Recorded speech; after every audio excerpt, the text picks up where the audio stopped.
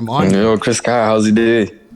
My day was great. We started at the gym like we always do, even on a Sunday. I trained two of my friends this morning, did all my errands, did everything I had to do, met a whole bunch of people, went to my office, hung out with some of my volunteers. Then I went back to the gym with my wife. That's where I was just before I came You're already back here. prepared. You're already doing mayor things. Amazing. Yeah. Everywhere, bro. We already gave out, today I gave out like 50 flyers for our barbecue we're having on May 27th. It's a free barbecue in Scarborough, all halal food. Mashallah. And Mashallah, mashallah. Yeah, That's because it's in great. Scarborough, right? We know at least 25% of the people coming are going to probably be Muslim, so we want to make sure we cater to everybody. And all we're asking people to bring is a food item for a food drive, because we're going to be donating all the food that we get to a food bank. So it's just a big event we're having at our... Did you celebrate Mother's Day today? I'm supposed to be going to the Mother's Day March that's happening virtually right now. So if we can fix the technical difficulties and we can do the interview, hopefully I can get there in time before it ends, because I know the mothers are waiting for me. That's true. No pun intended. No, of course, don't worry about that. So I just have a quick question as well, Mr. Chris Christ. So what made you kind of, run, for, the election in Toronto mayor? Well, I never, ever, ever, ever wanted to run for anything political. It never occurred to me to even try to run for mayor against someone like John Tory, because after he already won twice, the chance of anybody beating him was like slim to none. So the thought never even crossed my mind. The internet is the one that made me think about it. And what I mean by that is I was in Alberta. It was early February before Valentine's Day. And I knew I had to come back to Toronto for my court. Everybody knew I had those big charges: assault with deadly weapon on police, threatening to kill Doug Ford, Jason Kenney, all the premiers, trying to run a police officer over apparently, and then dangerous operation of motor vehicle. So I knew I had to go back there for the 15th. The worldwide rally was in Toronto on the 18th, so they asked me to headline it. I said sure. So I already had my flight and everything booked to be there from the 13th to the 19th and come back to Alberta. And then my wife walked into the room and she goes, "Oh, John Tory had to resign as mayor." I was like, "Oh, what did he do?" And she's like, "I don't know." I'm like, I'm sure it had something to do with sexual stuff. And sure enough, that's exactly what it was. But I didn't even think twice about it. But then my phone started blowing up within 5 minutes. I was getting all these texts, all these messages, DMs, etc., saying, "Are you running for mayor of Toronto? Are you running for mayor of Toronto?" And then my phone rang and it was one of my buddies, and I picked it up and he's like, "Are you running for mayor of Toronto?" I said, "What the hell is everybody asking me if I'm running for mayor of Toronto?" And he said, "Well, John Tory had to resign." I go, "What does that have to do with me?" He said, "I don't know, but you're trending as the next mayor of Toronto on Google and Twitter." So I went and checked and I was. So that's what gave me the idea, like put it in my head. And then I made a video half joking, saying that I was considering running for mayor, and it went pretty viral and it got a lot of support. And then I was really considering it. Then I got a phone call from a father, a distraught father, who was asking for my help. His young daughter, who was 14 years old, she was a professional dancer. She was perfect in school. She had basically everything going for her. And then when lockdowns happened and the social isolation happened and she couldn't see her friends and she couldn't go to school and all the rest of this stuff happened, she developed an eating disorder and she became anorexic, and it became so severe her mom even had to leave her job. They had her in and out of hospital. And he knew that I was on a bodybuilding team and I have a lot of knowledge in nutrition. And he also knew his daughter was a fan of mine. So he wanted me to talk to her and try to inspire her and put her back on a better path. So I spent a few minutes talking to her. And then when I finished with her and got back on with the father, he told me that her birthday was going to be February 16th. So I was like, wow, we're going to be in Toronto, right as her birthday happens. Like, well, we're going to stop. Me and my wife will stop by and we'll drop off a gift for her. And he said, that would be fantastic. So we went to Toronto February 13th. On the 16th, I went to go see the family. And instead, the father told me that I would have to come to the hospital to see her because his daughter had gotten readmitted on her birthday. So we had to drive almost 2 hours to go to a hospital in Hamilton. And we met with the family and we spent a couple hours with the family talking to them about everything, gave her birthday gifts. And before I left, she looked at me and she said, "Are you really going to run for mayor? Because my daddy says you're going to run for mayor and you're going to help people like me and not let this happen to other kids like me." And when I looked at this little girl who she was 59 pounds and couldn't even sit up in her bed or eat solid food, looking at me like that and saying that, and knowing in my heart that it was the government that did that to her. It wasn't COVID, wasn't her parents, it was the government that did that to her and did it to so many other people and so many other families. That was it. That's what made me decide I was going to run. John Tory resigned officially the very next day, and the very next day after that at the Worldwide Rally, I announced that I'd be running for mayor. The media initially and officially went into a desperate panic mode, which we still see today. I've never seen the media in a more desperate panic mode, and they try to tell everybody Olivia Chow is the front runner in these so-called mainstream media polls where they intentionally leave me out. And then when you look at the actual polls, the other category has almost twice as many votes as any of the other candidates that they actually mention. And if you put me in any of the polls against any of those candidates, I absolutely destroy them. And there's a reason for this. A mayor is not a political thing. A mayor is more of who's most popular and who can do the most for the people. That's why there's no political party attached to the mayoral race. So all those people that are running that are already councillors or politicians, etc., those are not the people you want to vote for. It's that simple. If they're on the media, we know the media is part of the government. We know the media literally gets funded by the government. CBC on Twitter had to put a disclaimer, government-funded media. So all the candidates that they put on the media are also government-funded media. These are actors that are put there to give you a false sense of choice. There's over 100 candidates running, a record-setting number of candidates, but the media will only talk about 5 or 6 hand-picked candidates because those are the ones they want you to believe are the only ones that can actually be elected. But it's all false. It's all a game. And you can go on any one of the candidates' Twitter, social media, and every comment against these cookie cutter candidates is negative. And every comment on mine is positive. And there's another thing you have to consider. The government proved the last 3 years it works for itself. The government's up here and all the people in government are up here, and you and your family and your friends are down here. You had restrictions, you had lockdowns, you had closures, you had mandates. The government was exempt from all of that. So now they want you to watch government-funded media or like government-funded candidates and expect the government to make changes that's going to make your lives better? No, it doesn't work that way. The only way your life is going to get better is if you vote for me. I am not a politician. I am the people. I wasn't in their group the last 3 years making these rules and forcing them upon you. I was with you guys getting those rules forced upon me. Only unlike most of you, I didn't put on the mask. I didn't take the jab. I didn't lay down and comply. I didn't close my business. I stood up to them. I said, this is wrong. This is going to hurt people. This is going to destroy families, and I'm not going to allow it. And I spoke out against it. And every time they introduced a mandate, I told you guys about it. I told you how it would affect your lives, and I told you how to get around it.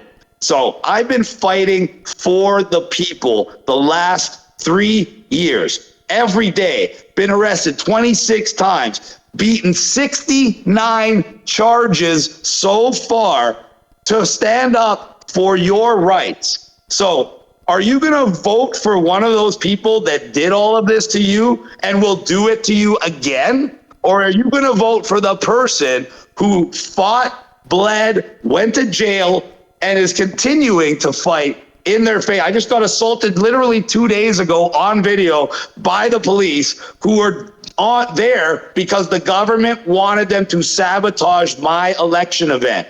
Those car meets happen every week since I was 20 years old. They never have cops going there and saying, hey guys, you can't park your car in this parking lot, until Chris Sky was showing up there because they did not want me to make the youth aware. They did not want me to ignite a fire in the youth's belly, and they did not want the youth to unite and vote for me, because when they do, and they will, we are going to win. And not just win, we are going to win by a historic record-setting margin, and they're going to be coming up with all these wonderful excuses as to how and why Chris Sky won the election. And none of that's going to matter. The only thing that matters is I'm going to win the election.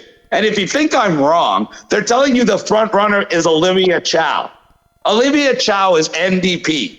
NDP is basically Justin Trudeau's little bitch. So voting for her is simply like voting for Justin Trudeau. Do you think that's going to get you change? No, that's going to get you more government, higher taxes, higher poverty, and longer lines at those food banks like I was showing you the other day.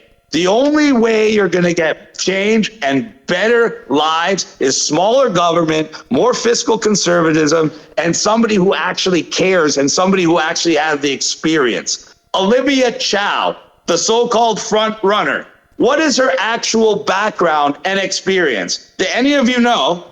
Now, okay, before you continue, Chris, I want to get to some things, right? I understand that you have a lot of fire in your chest as far as, the different things, injustices that you feel that have been against you. But I want to make sure that we get a concise conversation going on here so that the people get to know you a little bit more and get to see your views on some of the things that you're running for. Excuse me. You say the injustices that I perceive against me.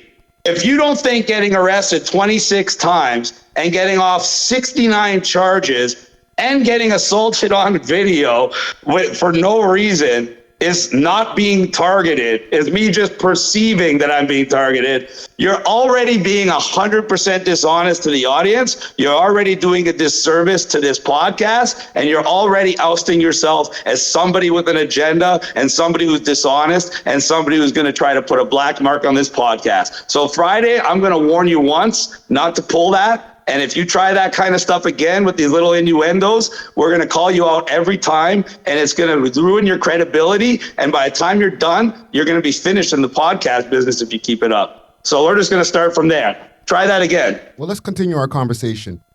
Let's. How's the reception been since you put your name in the hat for the mayor?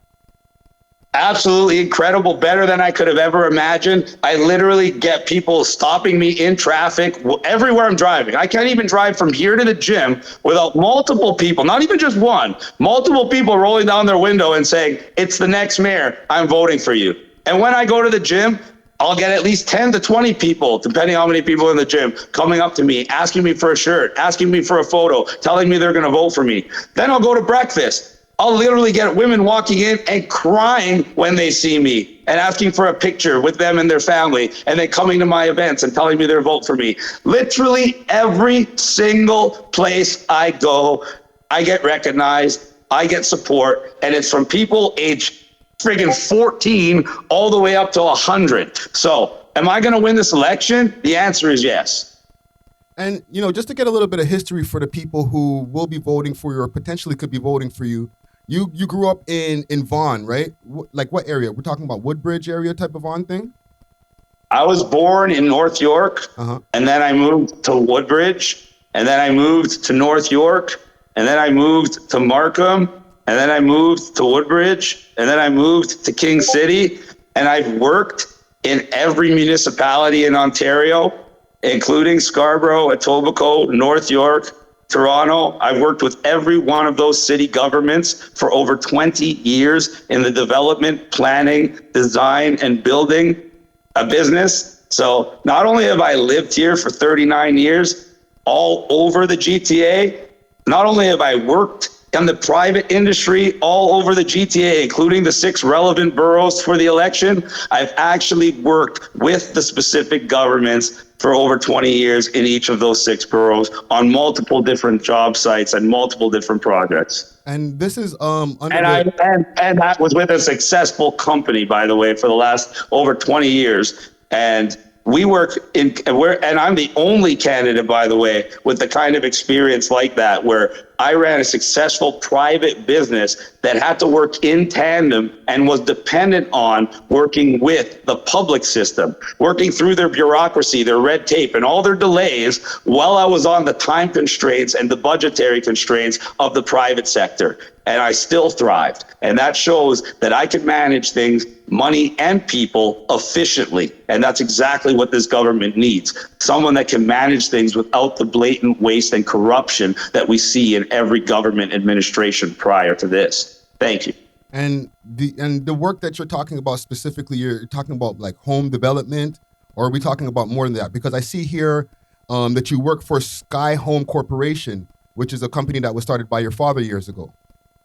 Yes, it was started by my father basically almost when I was born. And I started working there when I was 13 years old. And it was originally just a building company for low-rise residential. And once I joined the company full-time out of university, we started doing major developments, which is what brought us into working with the public sector, as well as doing commercial projects, as well as working on all different types of planning. So I have experience working with traffic departments, environmental departments, all different types of planners, all different types of engineers, virtually every single branch of the government with regards to building development. I know about the zoning process, I know about the development and the building process, and that is the most important thing right now without regards to the waste and corruption in our government. It's the housing crisis and the housing costs and the fact that we can't get enough houses produced for the amount of people we have. And that's all because of the government red tape. So once I get elected, I'm the kind of guy that knows how to fast track the zoning development and building process, streamline that process, make it cheaper and faster for the developers who can then pass on those savings to the people. In addition to that, we will create a private corporation within the government that will provide these incentives of streamlining the process for developers if the developers are willing to provide the government at least 10% of the total amount of units for that project for a rent-to-own program for citizens of lower income or first-time home buyers who in now's climate and in the future climate will have absolutely no prospect of ever owning a home in their life. Under my plan, the students or the people struggling to make a $1,500 a month payment with a roommate to make $3,000 a month rental payment will be able to make a $3,000 a month payment where they're now going to be 50% owners of their property. Not only is this going to provide them home ownership and equity in their future, this is going to change their entire attitude every month where they're going to want to save their money rather than just spend every penny they have because they know they're not getting anywhere anyway. This is how we're going to foster change. And you're not going to get that from any of the other candidates, because as I tried to point out and I tried to ask to show my experience versus their inexperience and my relevant experience versus their completely irrelevant experience, I asked you what you thought, what you knew about front runner, Miss NDP communist working for Justin Trudeau Liberal Party, Olivia Chow, is what her credentials are and what her experience is. So if you guys don't know, I would love to tell you. Now, one thing I want to ask about as well, with you mentioning that, right? How come you won't let me talk about Olivia? This is the second time I mentioned it, and rather than answer the question relevant, you keep trying to change the topic. No, is it like you're supporting her and you don't want this information to get out? How about you ask about Olivia Chow's experience? Because I'm trying to give you a barometric point where you can compare two separate candidates here, a supposed front runner and a supposed joke candidate that has no chance of winning and is far right extremist and is fringe and all these other crazy things they want to label me. So if you won't answer, I'm just going to tell you, Olivia Chow comes from an art background. Her only job on record is that of a sculptor. She made sculptures for a living. And then she became elected a school board trustee simply because her husband was Jack Layton, a very famous politician at the time. She has absolutely no experience in the private sector, no experience in the public sector in planning development or anything to do with running anything, let alone a city. And she's a member of the NDP, which is literally the little communist arm of the Liberal Party. So now please tell me how she's qualified to run anything bigger than a lemonade stand. Thank you. The thing is, when it comes to elections and stuff like that, and it's not for me to be answering who's qualified and who's not qualified, but I will say this. What it is. That's why you're voting. But let me finish. What do you think a vote is? A vote is you determining who is the most qualified to be if we're going to have a How conversation, can you say that? we're going to have to both let each other finish our statements.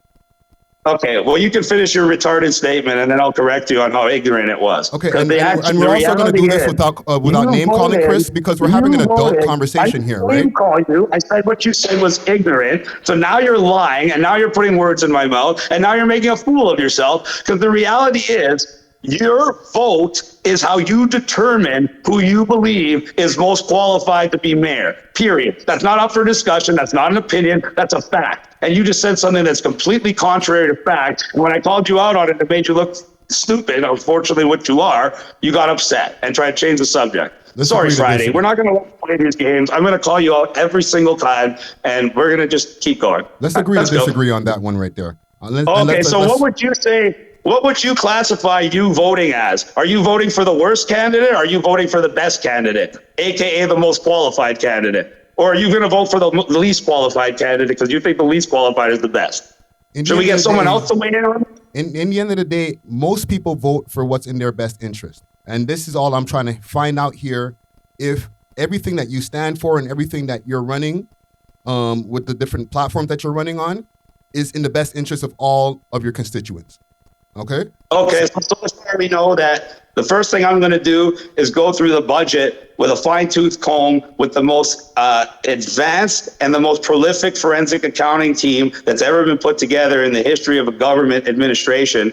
And we're going to find billions of dollars of waste, and we're going to find that money, save that money, and put that money back into the most vulnerable communities that need it the most in the ways that are going to benefit the people of those communities the most. We also told you what we're going to do to streamline the housing development process and fix the housing crisis and lower housing costs and provide home ownership opportunities for people that otherwise would never have the option to buy homes. Would you like me to continue with what else we plan on doing for the city, or do you have any questions? I have a question. Please go ahead. Now, it's just a question based on conflicts of interest because we did mention the company, right? The Sky Home Corp, right? And in the past, with the pandemic that just passed, there was people that were complaining about Rob Ford with the companies that he owned, and how he was filtering those companies through different services that needed to be done for the city. Can you speak to any of those things that might come at you when people might bring those types of allegations towards you?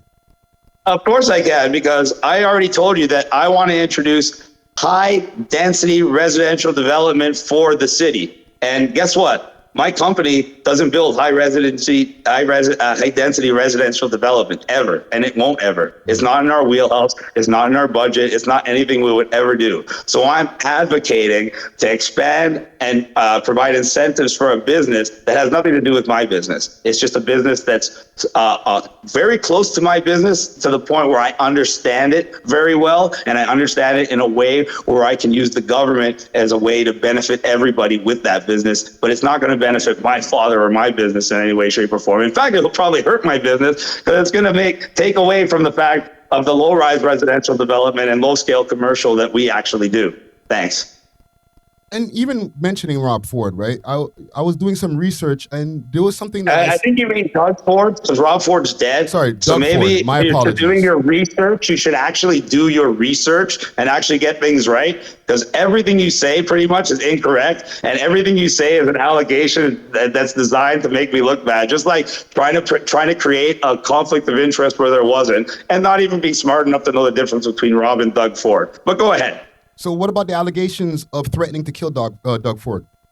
Well, we already saw that I was found completely not guilty of those allegations. So what else do I need to say about that? I was dragged through the mud. It was one of 26 false and illegal arrests, and I can say they're false and illegal arrests after I'm found not guilty of those charges. And surprise, surprise, here I am.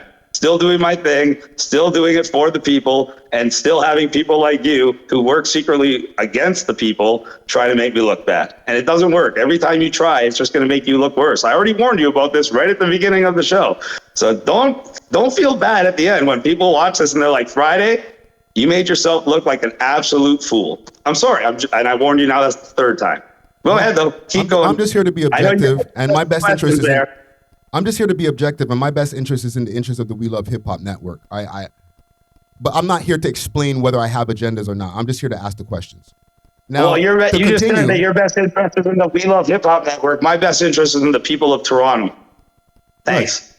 Right. I think mine's more important than yours. I was watching an interview earlier with Rebel News. What was the reason that you walked off of that interview?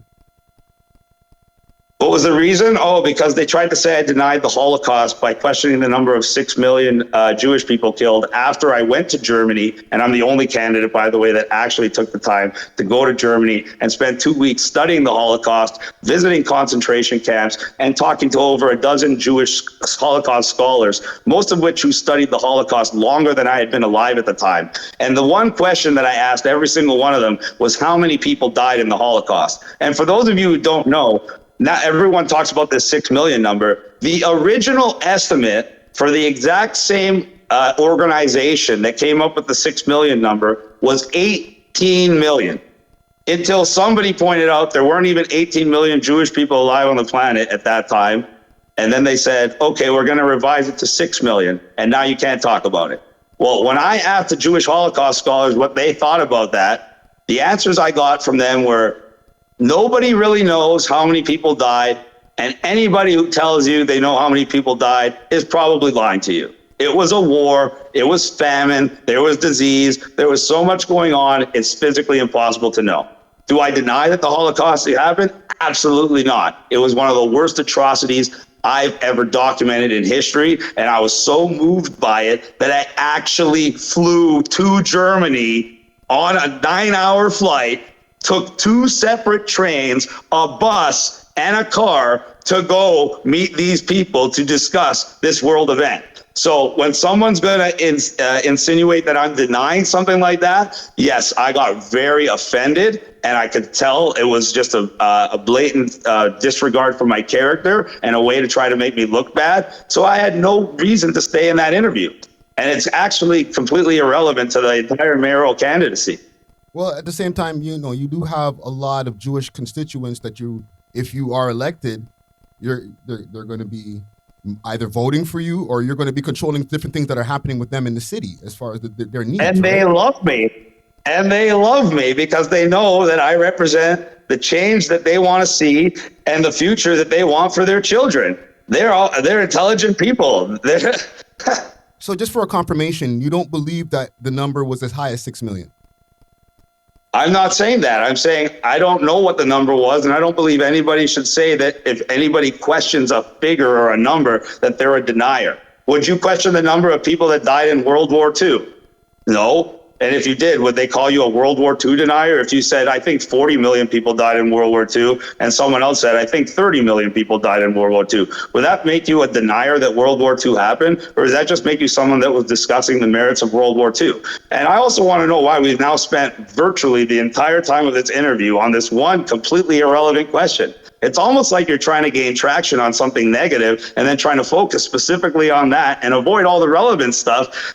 But yeah, we'll just pretend that that's not what's I want to make sure that as a candidate, and for the how people about we who, move on to the next question, if that's not what you're doing. I How want to about make we sure move on as a to something more candidate, relevant? for the people who are voting for you, move on to that something they more get to relevant. know the person that they're voting for. How about we move on to something more relevant, or we're going to have to end the interview because you're not asking me questions that are pertaining to the mayoral candidacy. You didn't let me, you're literally just trying to derail this interview and trying to make it about something completely different. So if you're going to persist, we're going to end the interview here, and your credibility is going to be completely gone for the rest of your life. So is that how you want to do it? Would you like to move on? I'm ready to move on. I'm just waiting for you to finish. Okay, that's what I thought. Let's move on then. Thank you. So now, one of the big problems that is going on in this city is with the TTC, the safety that's going on over there in the TTC.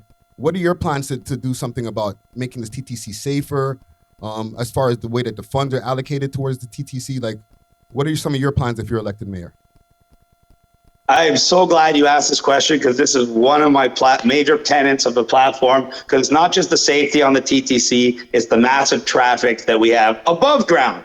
But we have a plan that's going to solve the above ground traffic, the safety and the viability of the TTC, and it's going to do it in a way that's greener for the environment, but doesn't impede on the lifestyle financially or the lifestyle mobility-wise of the citizens. So it is the best of both world plan. The first thing we want to do is do a traffic study so we can get a moratorium on these ridiculous bike lanes, because these bike lanes are not needed. These bike lanes are causing more traffic than they need to be, and they're not needed. And we will prove that with traffic studies. The only reason they're putting them in there is as part of their green agenda for this 15-minute cities where they're trying to make less and less infrastructure for vehicle traffic. We want to make more and more infrastructure for vehicle traffic. And as well, we want to create a new private corporation within the government that is going to tender out to private corporations the ability to expand the TTC with multiple new subway lines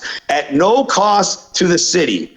These private corporations will also be responsible for the maintenance and repair, not only of the expansion, but of the entire TTC system, which will save the city tens of millions of dollars a year and hundreds of manpower hours. They will also be required to provide Wi-Fi throughout the system with a CCTV security camera system with highly visible cameras that are monitored by teams. And we are going to also have expansion of our emergency services, which is part of my third platform, but it also correlates to this. And part of the expansion of the emergency services is going to see a private TTC security union that's going to be patrolling with the help of the Toronto Police Service for the authority and manpower required to keep the people safe, get the people moving, have more accessibility. And we're going to change the way it operates so people, just like they do in Asian countries, only pay for the stops they use, which will make the TTC far more convenient,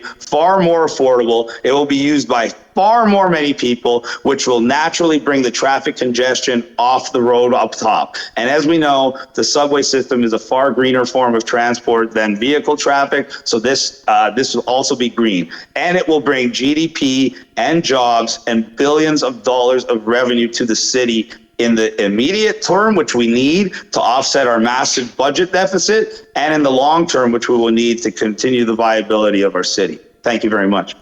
Now, and thank you for that. And I want to also add, we are planning on working with the TTC union. We have been in contact with them, and we are going to be meeting with the union, and we have devised a plan, because all the other candidates want to kill the union, sell off the TTC, and it's going to just destroy it and destroy the infrastructure and not be able to expand it or help the people.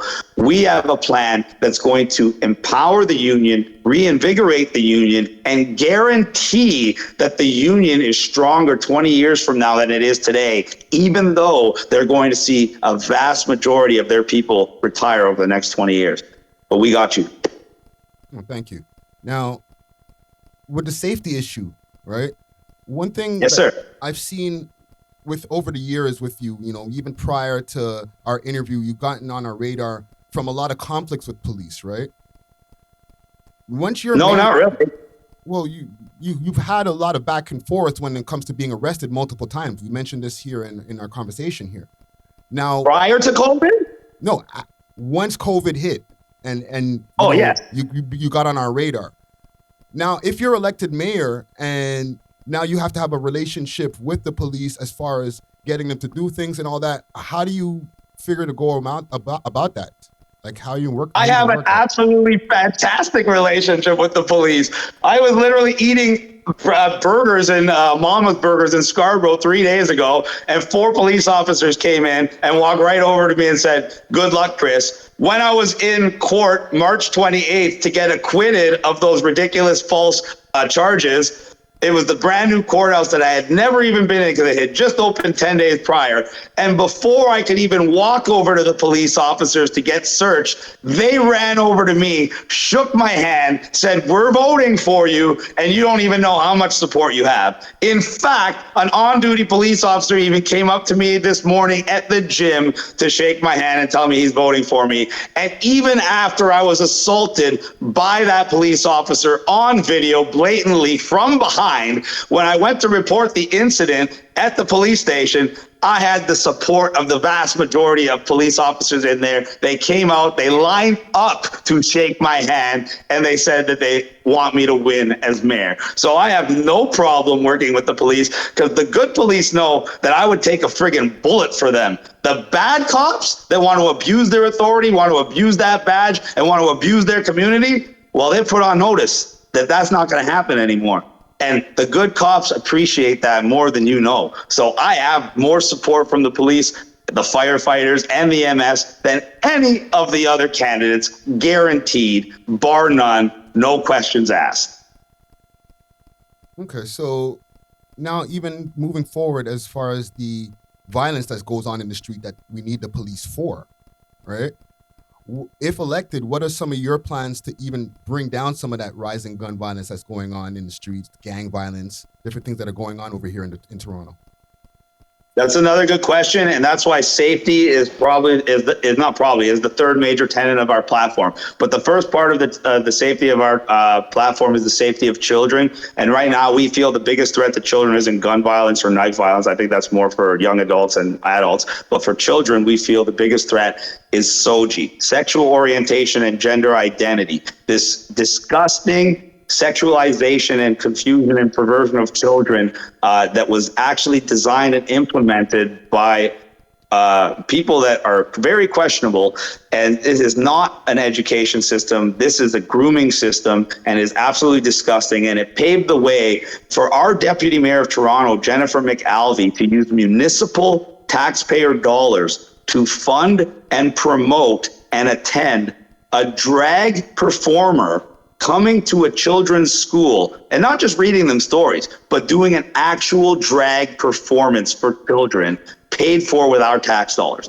That's the number one thing we need to stop for the safety of the children. With regards to actual safety from crime and violence, as I said, we need to hire more emergency service workers. And we're going to be able to do that because the very first tenet of my platform is going after the waste and corruption. And we're going to do that within the police department as well. And when we get rid of that waste and corruption, we will be able to hire more police service members, and we will be able to repurpose them away from the revenue generation where they're hassling citizens and going after citizens and fining citizens, and instead getting them involved in community patrols, community events, having them actually serve and protect the people, and having the people actually respect and look up to the police like they did when I was growing up. Once we can fix that relationship between the police and the public, and we can do that by repurposing and retraining the police to be more public friendly and more public oriented instead of more revenue generation oriented,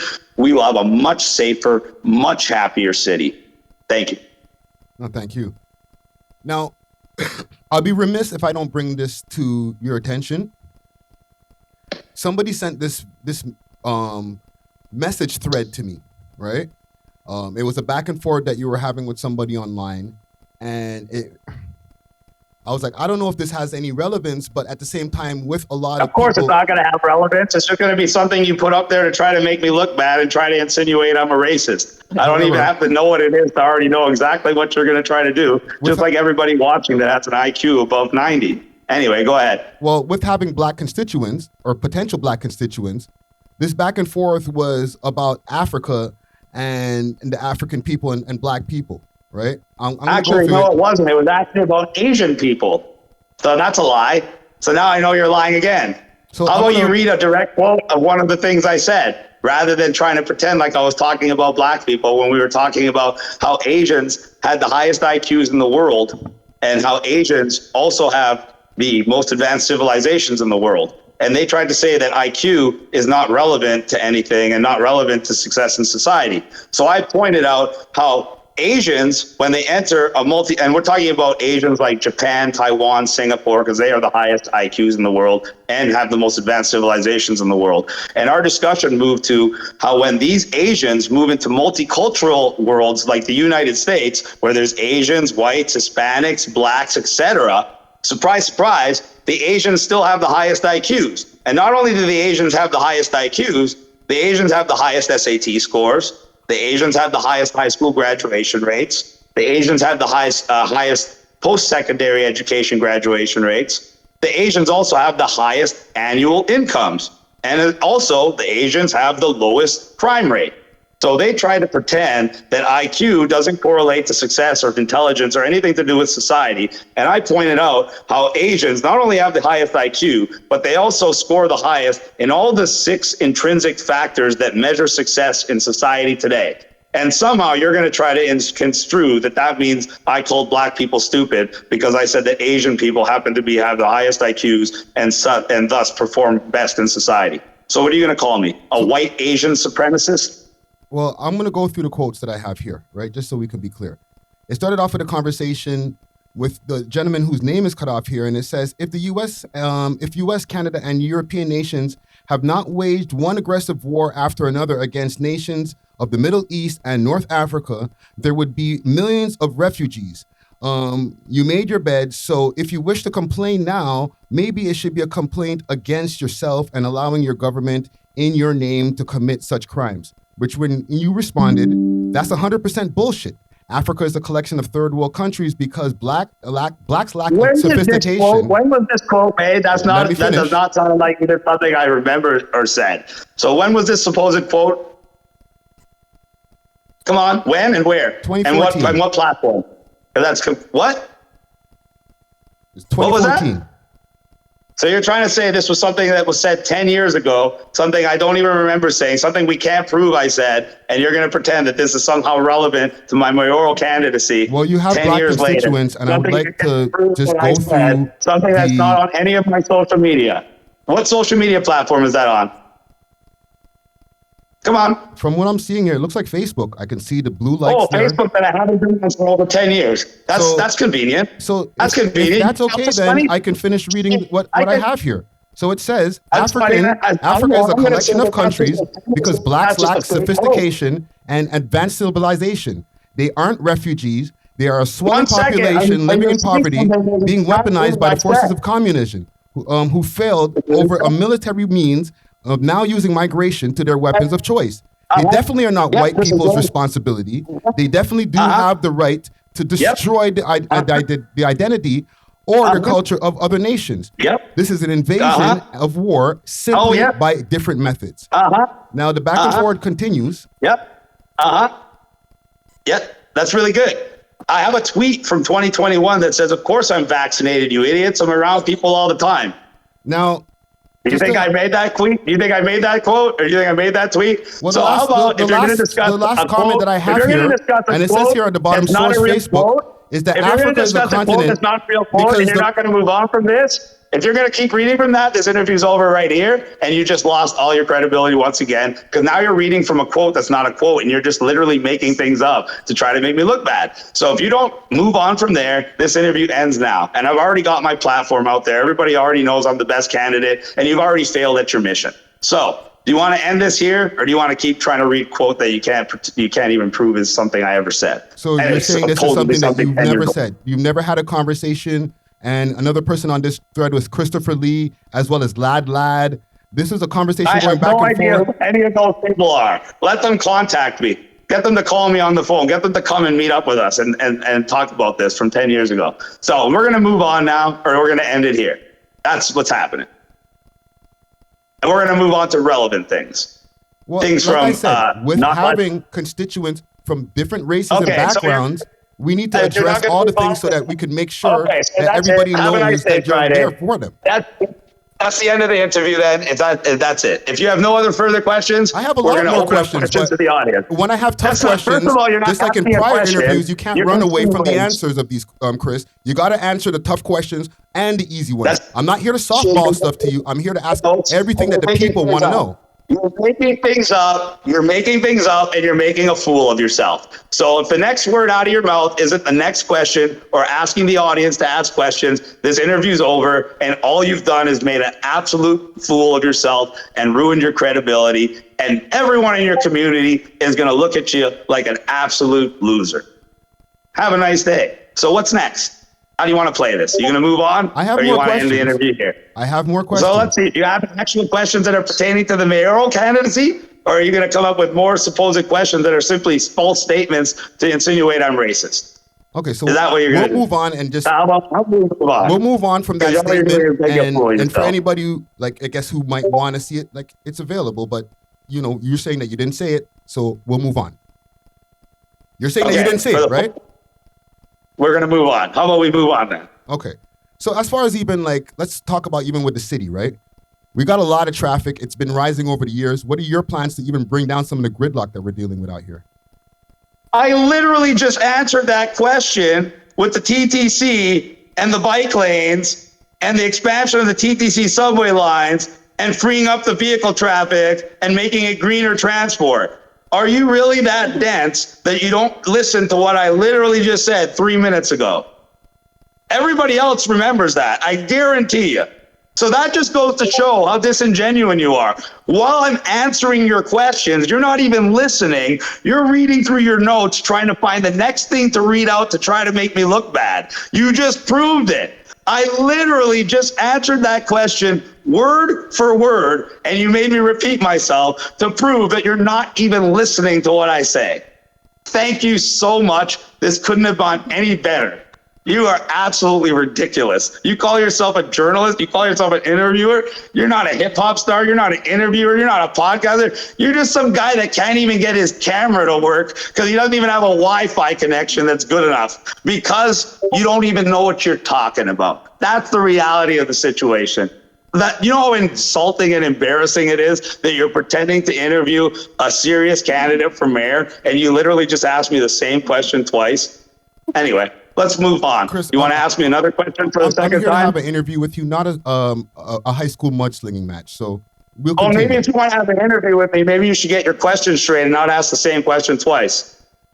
Maybe then you won't have this kind of response.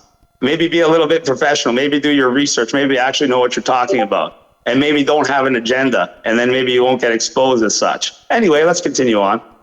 Let's talk about the housing affordability crisis. What's your plans on solving it? That was part one of my platform. You really are this ridiculous. Did I not just say how I was going to streamline high density residential development, and you even pretended that it was a conflict of interest with what my father does? You even had a rebuttal for it, and now you're asking me about it again. Friday, you are literally one of the dumbest people I've ever encountered. Thank you so much. This couldn't have gone any better. So now it goes to show that anybody who has criticisms of me is literally just as ridiculous as you. That's what it goes to show. Vote Olivia Chow if you're like Friday and you want communism because you're so friggin' ridiculous. You literally just asked me the same two questions. Do you have any other questions, or can we go to the audience where we might actually have someone intelligent with some real questions? I'm going to say this before we go to the audience, okay? And this is a rhetoric that I've seen with multiple interviews of yours. We do this thing where we get really, really hype and try to like bring down the interviewer, and that's okay. But I just know that if you go through your content, it's a pattern, okay? Buddy, you brought yourself down. How can you friggin' try to defend asking the same question twice, getting friggin' lambasted for it, but I'm and not, then the I'm next not question here you to ask is the defend same the question way that I'm twice doing my again? interviews here. I'm just bringing up an observation of the way that you've been able to conduct yourself. And I just want to make sure that when you're conducting yourself for the people and people are asking you questions, that we're not going to be getting the same rhetoric.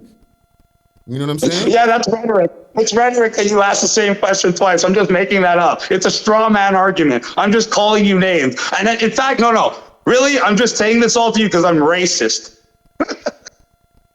Well, let's open up. The last question before we go to the audience, because I want to actually answer real questions, and I know I'm not going to get any from you. Let's open up the floor.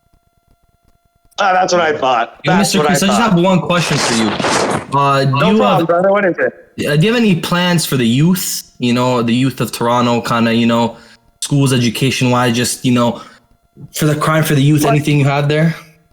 Just talk about the youth. Of course. The rent to own program is designed specifically for the youth. All the students, all the people on low income that are going to be paying rent will now be able to pay for ownership in a home.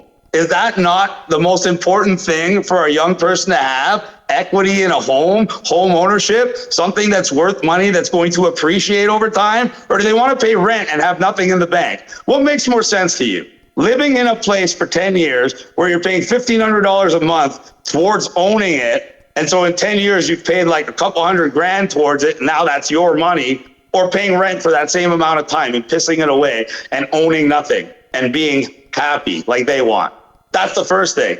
The second thing is when we bring in billions of dollars of revenue and investment, we are going to create jobs for those young people. We are also going to destroy the deficit that this government has created, which is $1.5 billion this year and projected for the next 3 years under their current plans if someone like me doesn't intervene. And if that happens, Everything for the youth is going to get less affordable. When I go in there and I do these partnerships and I create these programs and I attract billions of dollars of investment, that's going to get rid of the deficit, create a surplus, bring down inflation, bring down the cost of everything that you need to survive. On top of that, we have a plan to increase local food production and transport it in a way that's going to be greener and circumvent the carbon tax. Because most of you don't know this, but the biggest thing on your price of food is the transport costs, because they tax you first for flying it, then for trucking it, then for trucking it again. We're going to have a plan that's going to increase local food production, increase accessibility to food, and lower food prices. Why? Because we actually care about the people, and we are actually going to do things that are going to make your lives better and create the opportunities for you to be successful in the future. And that was a fantastic question. Thank you. Thank you. Anybody else here in the audience? Yeah, so if you want, just raise your hands. If you have a question for Mr. Chris Guy, just raise your hands. I guess we're going to open it up to the public now. So yeah, it looks like and first by the person. way, it's Saccocia. Say my real name. On the ballot, it's going to be Chris Saccocia. Saccocia. Saccocia. Okay. Saccocia. Say it over and over. Get it in there. Saccocia. Saccocia. There you go. You won't forget it now. Habiba Desai. Hello, Habiba. Hi, can I talk? Can you hear me? I Yeah, can we hear can you. hear I you. can see Yeah, you. we can hear you. We can How are see you. Okay. Cool. Also, before you start, just give a quick introduction of yourself, 15 seconds, and then continue with your questions. Is it just me? There's a few other people that are coming in, but you're here on the stage for now, so continue. Okay. Hello, my name is Habiba Desai. Okay, so, Chris, are you okay? I'm fantastic. Are you sure? Yes. Because you're insulting people a lot right now. Oh, really? Yeah, Oh, you is this? use the word retarded. I don't know why you use that word. That's very rude. Is that what's going on right now? Do you actually have a question? Because if you don't have a question, we're going to move on to the I next want an person. apology. You use the word retarded. I want an apology. That's okay. I'm not going to apologize for using a word that's in the English dictionary that might be offensive to you. I'm sorry. Well, But then, truth is you told offensive. off. That's okay. If you have Okay, if you have a question, we're going to move on. Okay, If you don't have a Chris, question, okay. we're going to move on. Thank Chris, you. Can you Second question. one at a time, everybody? Speak unless she has a question, because that's what we're doing. We're opening up the audience to questions, not opening up the audience to personal attacks on me. So if she has a question, she can speak. If the next word out of her mouth is not a question, we're going to move on to the next person, or the interview is going to be over.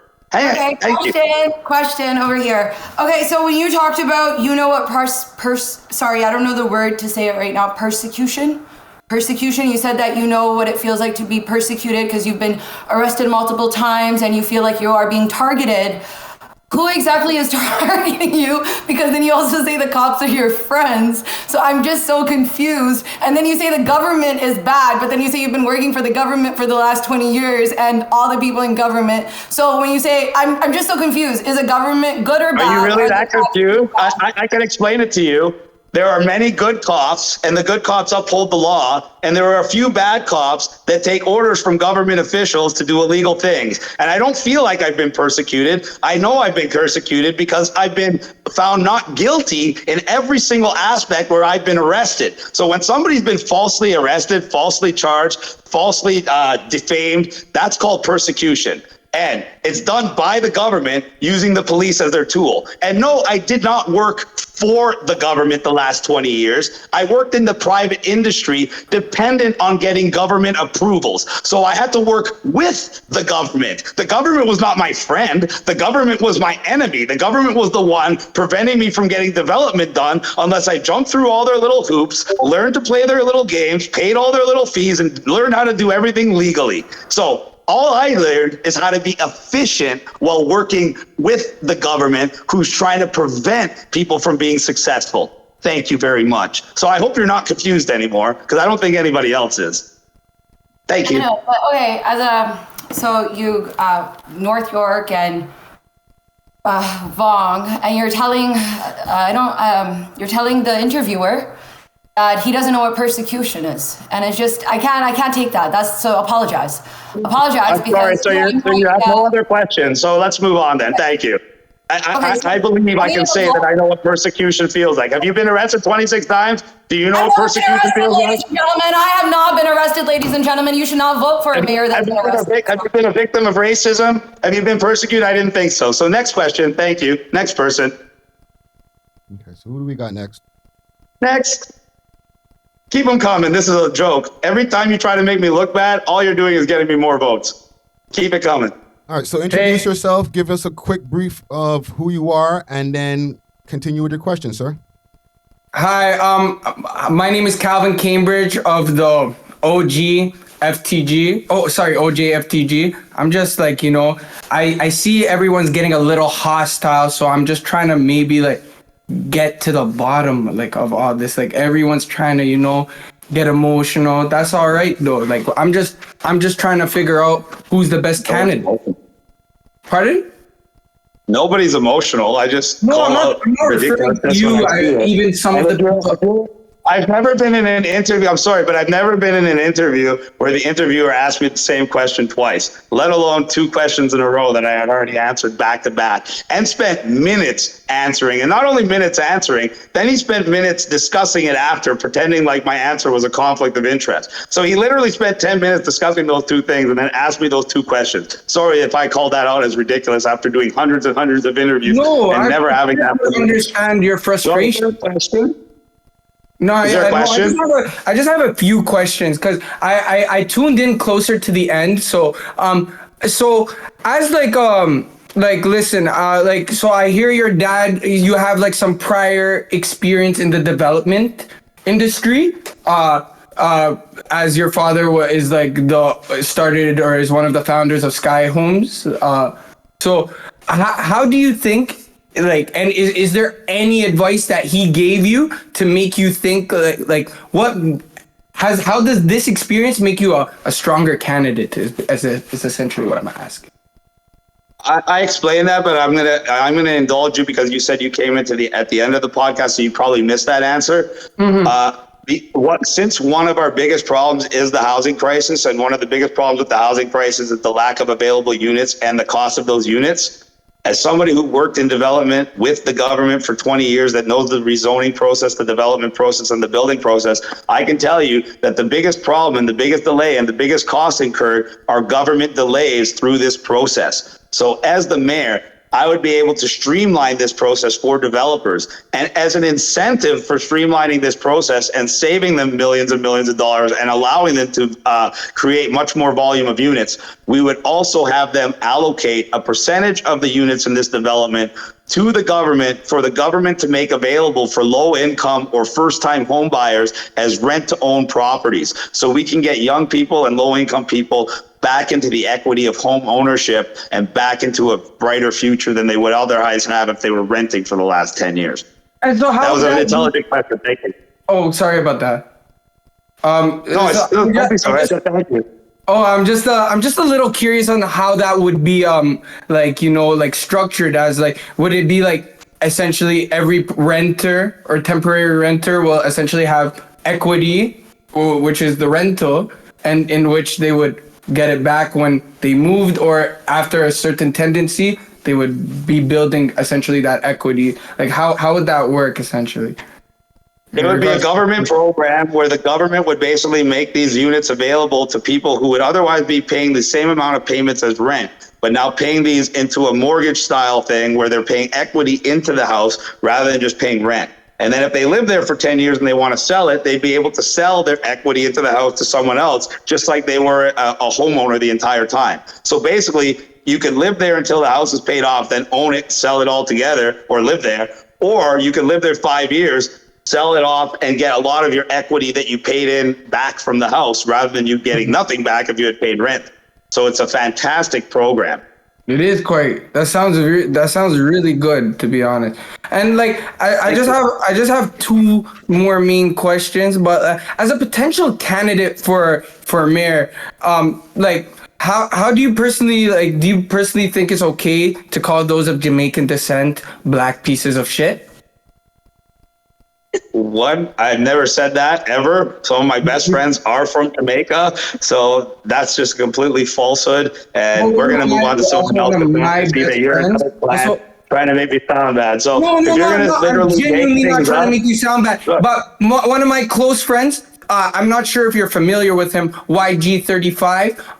He got called a black piece of shit by you, and it's all over the internet. no, I didn't. He actually got called a black bitch by me. If you want to get the quote right, he didn't get called a black bitch. Why did you have to describe that he's black? You could have just called him a bitch, no?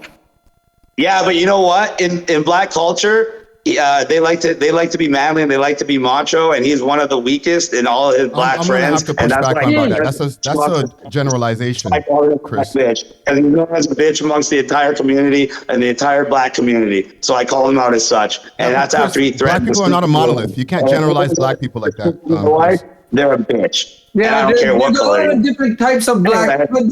I was that. We can move on to the next thing. Okay, one last question. I apologize. I'm not trying to make you look like a racist. Like, I'm just speaking on behalf of a friend of mine, and I apologize if this offended you. My utmost sincere apologies.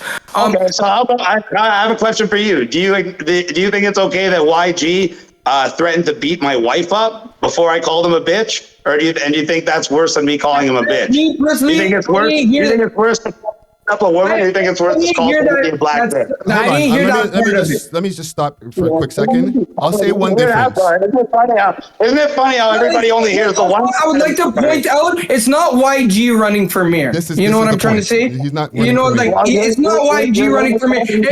By all means, I will bring this up with YG, and I'll say what he did was inappropriate. I will say that, but he's also not the one running for mayor. That's why he's not on the hot seat right now. You know what I'm trying to say? It's just a matter. I'm just trying to be transparent. Both sides.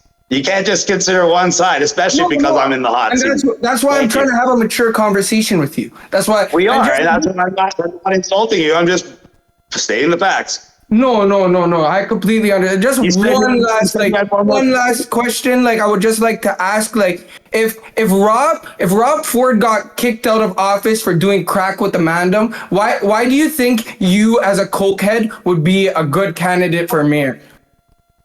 I don't do coke, so that's another false statement and defamation of character. Everybody knows I like to smoke marijuana. I'm acknowledging a rumor because somebody told me that your dad walked in on you doing coke one time, and then another time. Okay, buddy.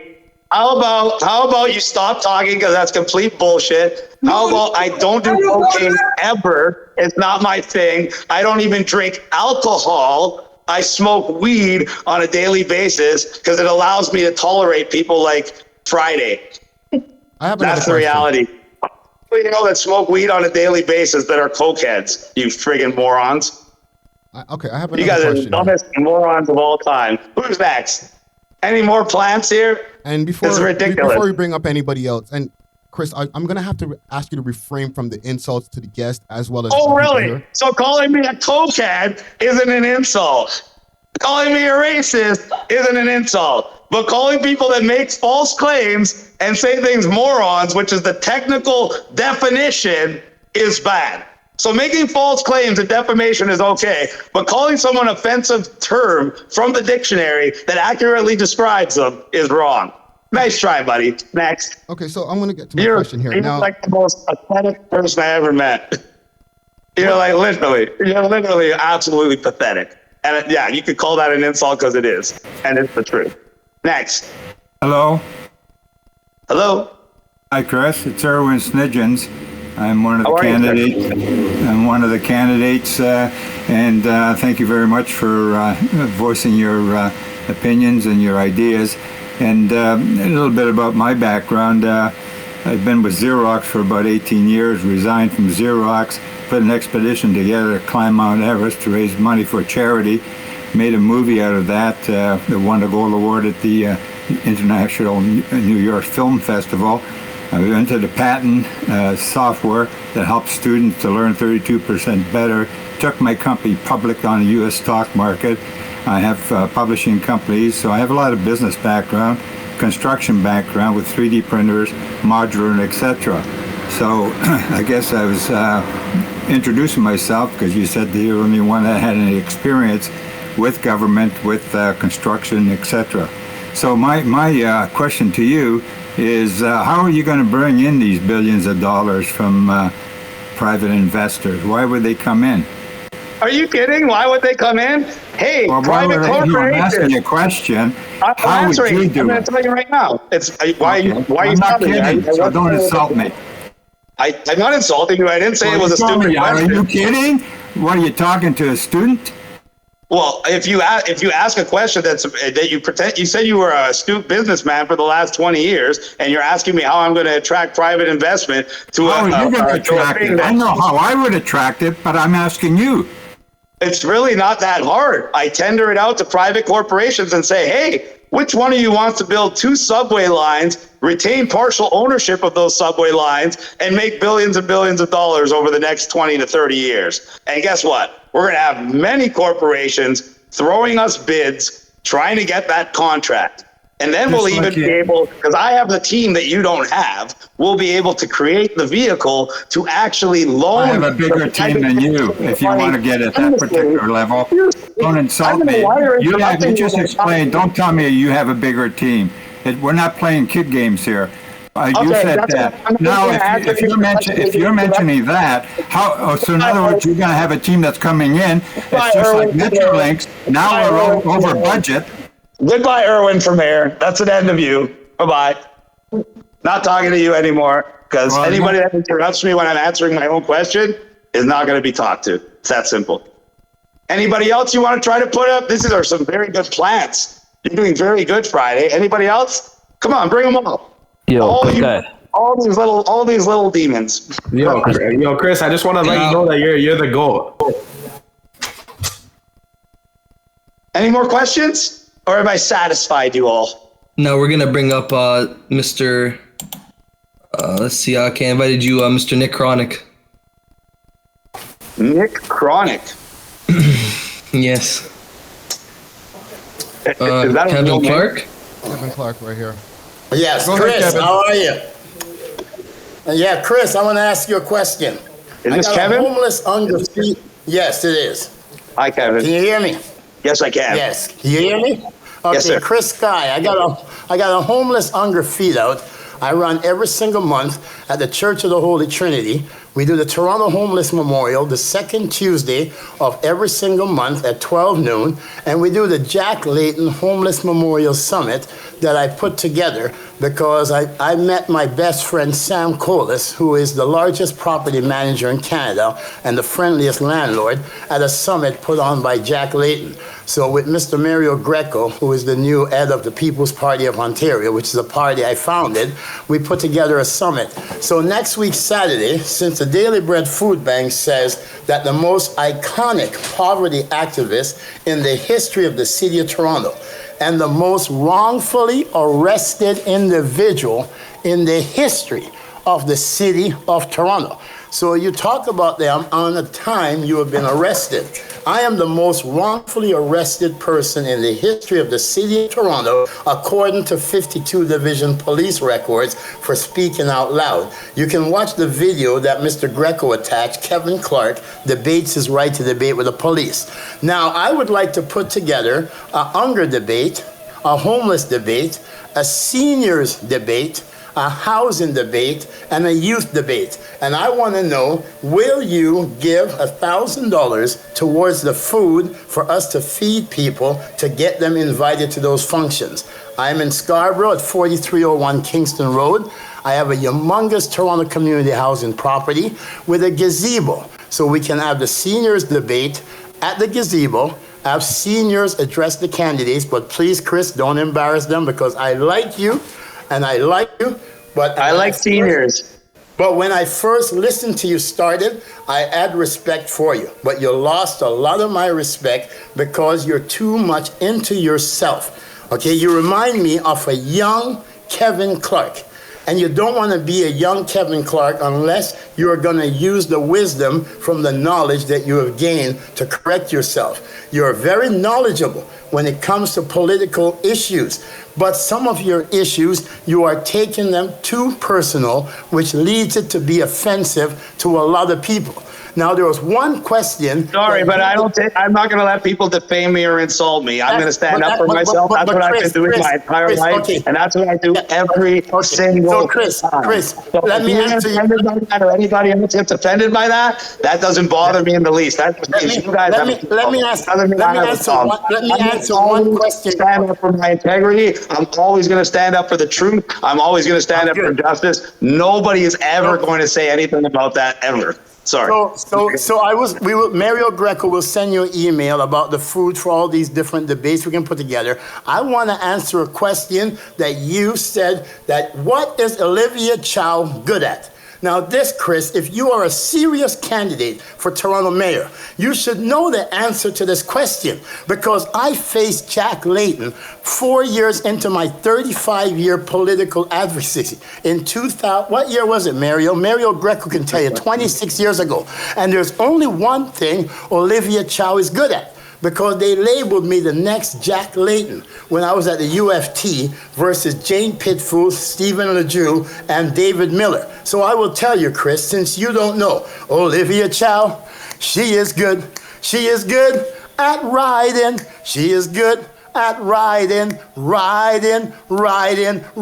that coattail. You gotta ride that coattail. You gotta ride that coattail. You gotta ride Jack's coattail if you wanna prevail. If you wanna prevail, you gotta get that qualification. And the number one media qualification for you to be mayor is you gotta know how to ride. You gotta ride that coattail. You gotta ride that coattail. You wanna prevail. You wanna prevail. You gotta ride Jack's coattail. You gotta ride Jack's coattail. She did, right till he died, unfortunately. Unfortunately. And I pointed that out in the interview, that the only reason she got elected was because of who her husband was. She has absolutely no experience. No. The only reason she wants to be elected is because of how good she is at riding Jack's coattail. You have to remember, I am described as the next Jack Layton. I'm a 7-time mayoral candidate, 10-time provincial, 5-time federal. I brokered the largest children's rights case in Canadian history in the death, murder, torture, abuse of 7-year-old Caitlin Sampson 7 years after the child was murdered. And I came out of retirement, traveled to Ottawa to broker for children's rights in Ontario, and 173 rights called Caitlin Principle is now in law in Ontario. And I'm the only person to ever ran for municipal mayor, provincial member of parliament leading a political party, and federal member of parliament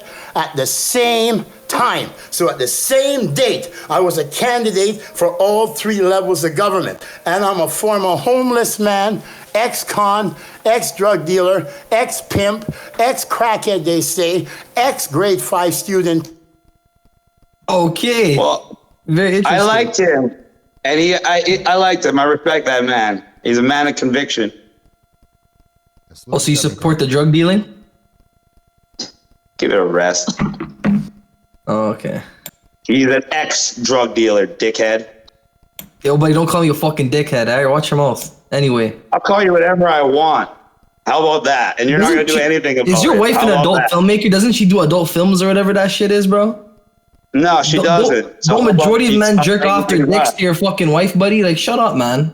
Fuck you talking to? Okay, whatever. Look at these. You guys sound real professional. You guys are real professionals. You guys are real good. You guys are really going to influence this election because you guys are so intense. Yo, ignore him. Ignore him. He has nothing. Ignore him. Next. Okay, who's next?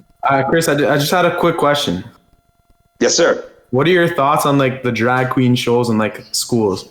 I talked about that. I don't know if you were here, so I'm not going to yell at you like Friday because she's supposed to be the interviewer. You're not. But I did tell you that That's my third tenet of my third. The first thing of my third platform, which is safety of the children. And part one of safety of the children is eliminating SOGI from the education system, which is sexual orientation and gender identity, which is the so-called curriculum that's paving the way for these so-called drag queen story hours and so-called drag queen performances. And I pointed out that our current Toronto deputy mayor, Jennifer McAlvey, actually used our municipal tax dollars to fund, promote, and attend a drag show for children at York Mills Collegiate School. And the children were so outraged by it, they actually reached out to me. I hooked him up with Josh Alexander, that young man who got kicked out of his school for having the audacity to say there's only two genders.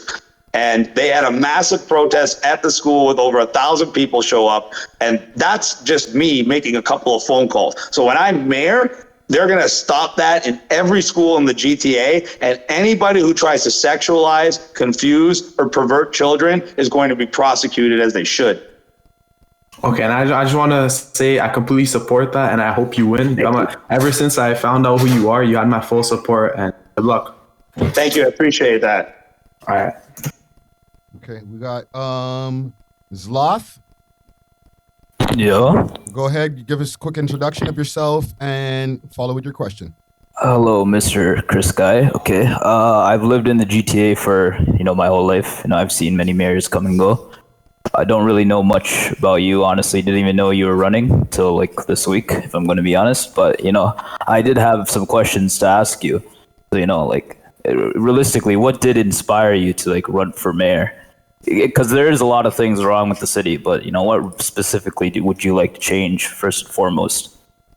I'd like to change the corruption and the waste. I'd like to change the affordability crisis. I'd like to change the fact that every single year we get less and less freedom and less financial tendency. And every single year the government gets bigger, the government gets more wasteful, the government gets more intrusive into our lives. And we're moving in a direction that within 5 to 10 years, we're going to be at a place where we might not be able to get our freedoms back. We all saw what the government will do when they're given the opportunity. We all saw exactly what they'll do to us during COVID. They'll literally lock you in your homes, close down your business, and tell you have to take an injection in your arm or you can't go to a friggin' restaurant or the gym or leave the country.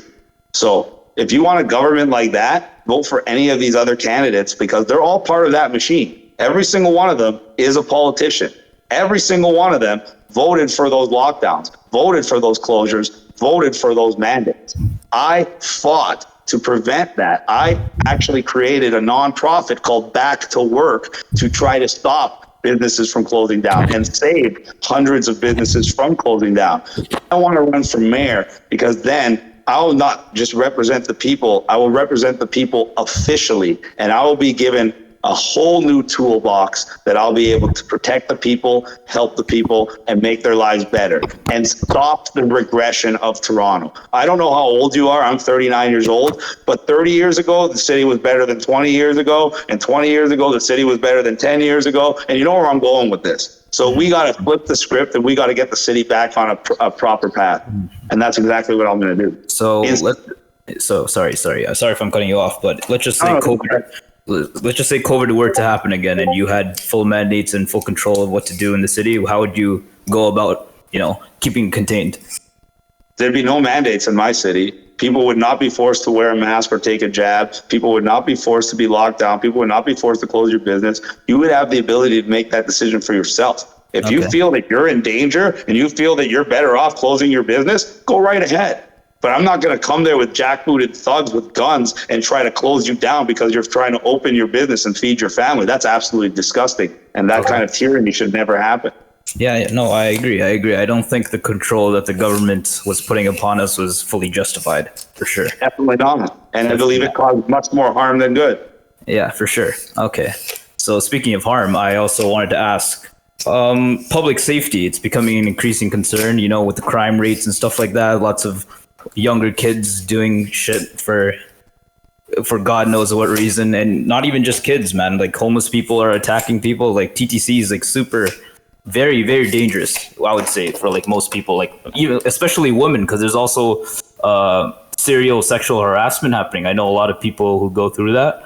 There And was a it's, sexual assault just today with knife point sexual assault. Three yeah, guys, one woman. yeah, It is happening. And yeah. I did say that the third tenet of my platform was safety. We did say that we were going to use the first tenet of my platform, which is getting rid of the waste and corruption, to go through the budget and how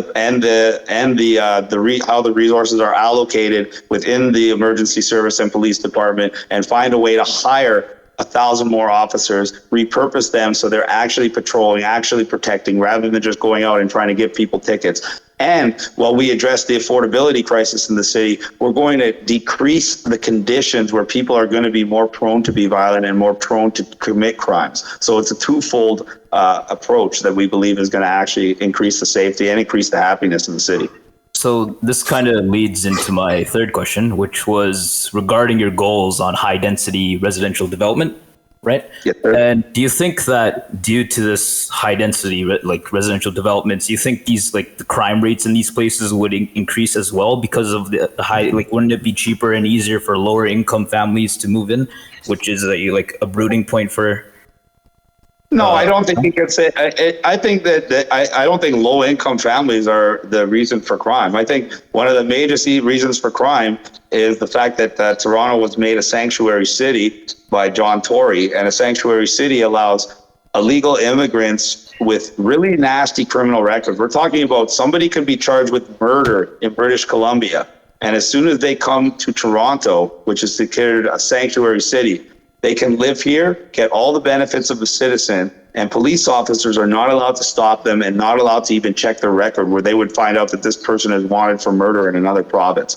So it's a way to protect the worst of the worst criminals, and it literally becomes a beacon to bring these people here. And now we know that there's probably around 400,000 to 500,000 illegals, and many of them have violent criminal records. So if you have 200,000 people living amongst the population that are there and they know they can't be checked, they know they can't be bothered, and they're already there illegally, they're far more likely to commit crimes, especially when they've already had records from other provinces and they came here to escape those provinces. I think that's the biggest driver of crime, as well as the high cost of living in the city, which is literally, it just puts people on edge. So by increasing the amount of high density developments and increasing the affordability of those developments and including those rent to own programs, we're going to be giving people a brand new lease on life. So they're not going to feel destitute. When you're a homeowner, you have more to live for than when you're just paying rent and you're living in an old crappy building in government housing. Now you're going to be living in a brand new building, you're going to be paying monthly, and you're going to own that thing. That's empowering. All right. Sorry. Thank you for your question. Yeah, no, I do have another question, but no problem. I like your questions. Yeah. I'm not trying to like attack you or anything. No, definitely not. You're asking very poignant, intelligent, direct questions and relevant questions, which is why I'm treating you with the utmost respect. I appreciate that. So how do you envision like fostering like a collaboration or a partnership with like other levels of government to like put all these like plans into motion? You know, well, thankfully, all the things I've talked about, I don't need the other levels of government. I need a little bit of the counselor support. And if the counselors try to go against me, and when everything I'm doing is 100% for the people, and I'm going to have the overwhelming support of the majority of the people, any of the counselors that want to go against the best interest of the people, I'll simply host a public press conference. I'll make their names public, and I'll show their voting records to show the public how they've been voting against their best interests for not just this time, but for years, and we'll let the public deal with them. That's fair. That does make sense. I'm gonna ask you one more thing. Regarding the diversity and cultural differences in Toronto, do you think your plans would be able to engage and represent all of the people as a whole? Do you think you'd have some outliers? 100%. Toronto's the most multicultural and diverse city in the world, and we want to embrace that. And all our policies are designed to leave nobody behind and benefit virtually everybody. I call all of my policies that I create win-win-win because they benefit everybody. And nobody can dispute them. Nobody can talk bad about them. Even in this interview, could anybody say anything bad about any of the policies I said or any of the things I represent as mayor of Toronto? No, they're just trying to attack my character in all these other ways and try to defame me and make things bad up about me because they literally cannot dispute anything I said, whether it had to do with COVID or whether it has to do with my mayoral policies for Toronto.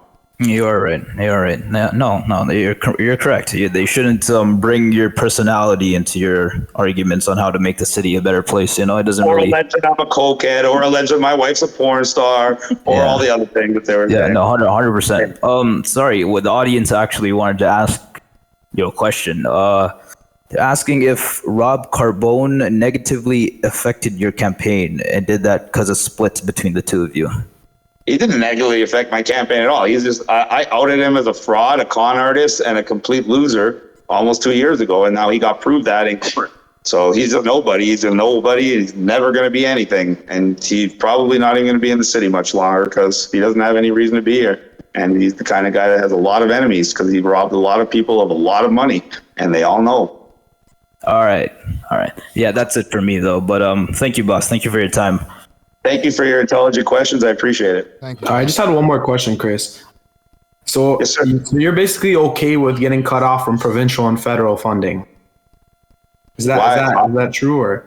Why would I be getting cut off from provincial or federal funding? And why would I get provincial or federal funding when I have municipal funding? We have a $16.1 billion budget. One of the biggest budgets, bigger than most GDPs of countries around the world. Why would I need their money? They only need their money when they run out of money because they overspent. And then they tell you, oh, we're getting a loan from federal money. Like that's any different. It's all coming from the same taxpayer, you. So when they spend all your money municipally and they take provincial or federal money, surprise, surprise, Toronto pays for 70% of all the taxes provincially or federally around the country. So they're still taking it all out of your pocket. So no, we won't need to do that because we're going to actually bring in billions of dollars of investment, create jobs, and actually create a surplus rather than a multi-billion-dollar perpetual deficit like these politicians that have never run anything successfully in their entire lives. Okay. Thanks for answering the question. My pleasure.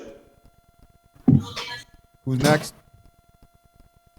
Hi, I'm sorry. I just have one question, and it's not rumors or anything. It's just an honest question, and I'm just like, as like someone who looks to potentially run for politics, do you find people's judgment, like with tattoos, with the veneers and all this, like, do you think they're all like, you think people, what are you Number talking one, about? I don't have veneers. Yeah, what does that have to do with politics? Brother, I'm trying to see what the voters, like, you don't think people are gonna use that against you? That's what I'm asking. I'm asking a real question. This is stuff, people judge me based on my appearance on a regular basis. He's not wrong. Sounds like you continue to target his character. No, I'm not. Where did I judge his character? You don't know what you're talking about. I have braids, for instance. I agree with Calvin on this. It's a valid question. Repeat again, Chris. You muffled a little bit. Political figure, if you think people are going to judge him based on his appearance, you think that's not a good question to ask? I agree that Calvin has a relevant question. The man has tattoos? What are you talking about? I apologize, Mr. Sky. I apologize, Mr.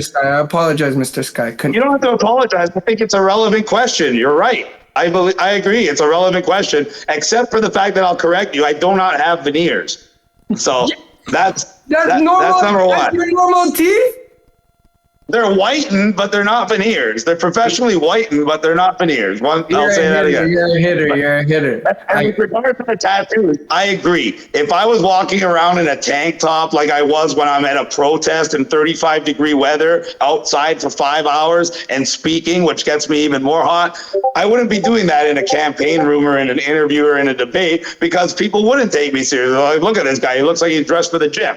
So I dress appropriately for those. And with regards to the tattoos, nowadays, over 75% of the population has at least one tattoo. So it's not really that out of the realm of normalcy. So, and because of the nature of my tattoos, it's not like I have violent things, skull and crossbones, people dying. Like this right here on my neck is Archangel Michael, and it represents the leader of God's army and the protector of mankind. So when people say that, yeah, I'm Catholic. I was brought up Catholic, but Archangel Michael is unique. I was brought up Catholic, but I like Archangel Michael because he's actually mentioned in Catholicism, he's mentioned in Judaism, and he's mentioned in Muslim religion. So it gives credence to the religion because you have one figure that's literally mentioned in all three. And because he's supposed to be the leader of God's army and the protector of mankind, I think he's highly relevant for somebody like me who's actually saying they're trying to protect mankind. Yeah, so when people see that, even little old ladies, when they see that and they find out it's Archangel Michael, I've had a 75-year-old woman come and tell me she's only going to vote for me because of my tattoos. So it works both ways. You're right. Some people see tattoos as that's a what problem. I'm saying. People, because I'm saying people judge me for certain things. So I'm saying that I'm sure this applies to you. You're not wrong at all. I agree with you. But when people find out what the tattoos are, and when people see me dressed nice, and when people see how I can talk and articulate and explain myself, the tattoos become irrelevant. No, I know. I completely understand. And it's just like, so like, and as like, like your wife, Jennifer, is she supported it? And does like, how is she like, how is she during all this? Cause I'm sure you guys get like a lot of hate and stuff. She's actually the only reason I'm doing what I'm doing. If it wasn't for her, there'd be no Chris Sky speaking out. I probably wouldn't be running for mayor either. So she's one of the pillars of the freedom community, and she's one of the pillars of my campaign team, and she's my wife of almost 10 years. Wow. That's something beautiful. Wait, where did you meet her? Did you meet her in Kleinberg? I'm trying to find a Kleinberg babes myself, I don't know if you want to find a girl from Kleinberg. She might be a little bit high maintenance. All these Italian girls from Kleinberg, they're kind of racist, man. Even if you're not racist, the Kleinberg bitches, they get me still. They don't like my thing, fam. Like, I'm telling you right now. I'll pop out Avenue, Belsito, all these spots, and they're hating on me. My word. But yo, Chris Sky, big man thing, much love. Don't know, fam. I wish you none but love, success, and peace. But you have to, just my advice, just go on easy with bringing up people's color. If you don't do that, I'm telling you, go far. Just you realize you just shit on Italians, right? And I'm Italian. But I didn't call you a racist or jump up on you. I have Italian in me. I can do that. What the fuck? But yo, it's all love, brother, man. Love. It's all good, brother. I love you. During Cheers. all this, because I'm sure you guys get like a hello. Sosa, you're next. Oh, what a nice voice. A lot of heat and I said, what a nice voice. She's actually. Go ahead, Sosa. Don't know, fam. I wish you none but love. The problem with gun violence is it's hard to tackle the gun violence by making new gun laws. The liberals think you can just ban guns and all of a sudden gun crime is going to go down. The reality is, how many gun murders were committed with legal guns by that legal gun owner? Reality, less than 1%. All the gun crime in the city is virtually illegal guns, and it's the only way I believe we can stop gun violence is by putting harsher sentences on the criminals who commit crimes with guns, not harsher laws on the law-abiding citizens who own guns legally and use them legally and never hurt anyone legally. It seems like the liberals and a lot of people want to demonize guns and gun owners, and that's not really the problem. The problem is people wanting to do bad things. And by banning guns, you're not going to get rid of them. Just like if you ban drugs, they didn't get rid of drugs. But if, for instance, you made it a 10-year mandatory minimum sentence for anybody who used a gun in a crime, little 15 and 16-year-old kids wouldn't think it's so cool to go and shoot somebody anymore when they're not going to get out of jail until they're 30 and no chance of parole. So that's the best way I think we can stop gun violence and gun crime in the city, by going harsher penalties on the criminals who actually commit gun violence. Okay, who's next? My pleasure. Hello.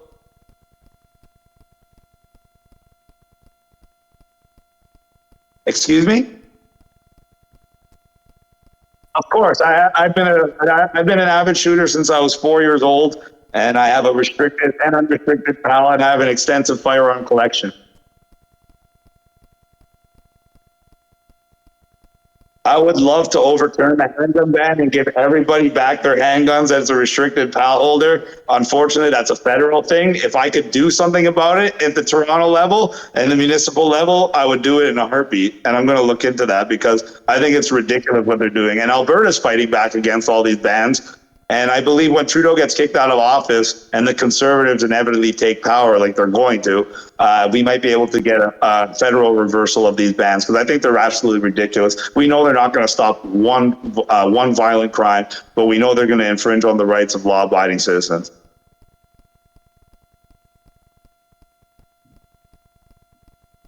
I hear you, brother.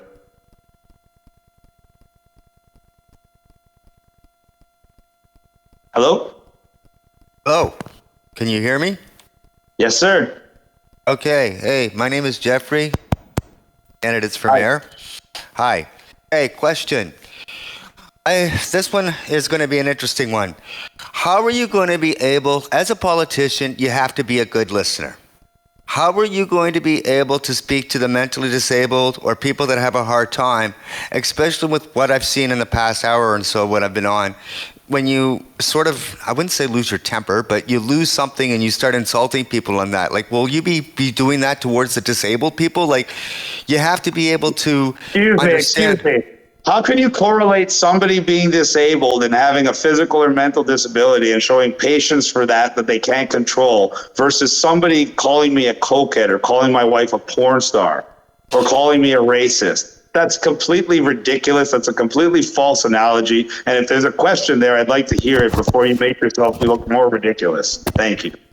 Well, I'm trying to get at, what I was trying to say is, how are you going to be able to speak to the people or listen to the people when I've noticed that, like, even with the DJ, you cut him off, the host, you cut him off and that kind of stuff. How are you going to like continue on cutting off other people when they want to be listened to? Because I mean, as a leader, people have to be listened to.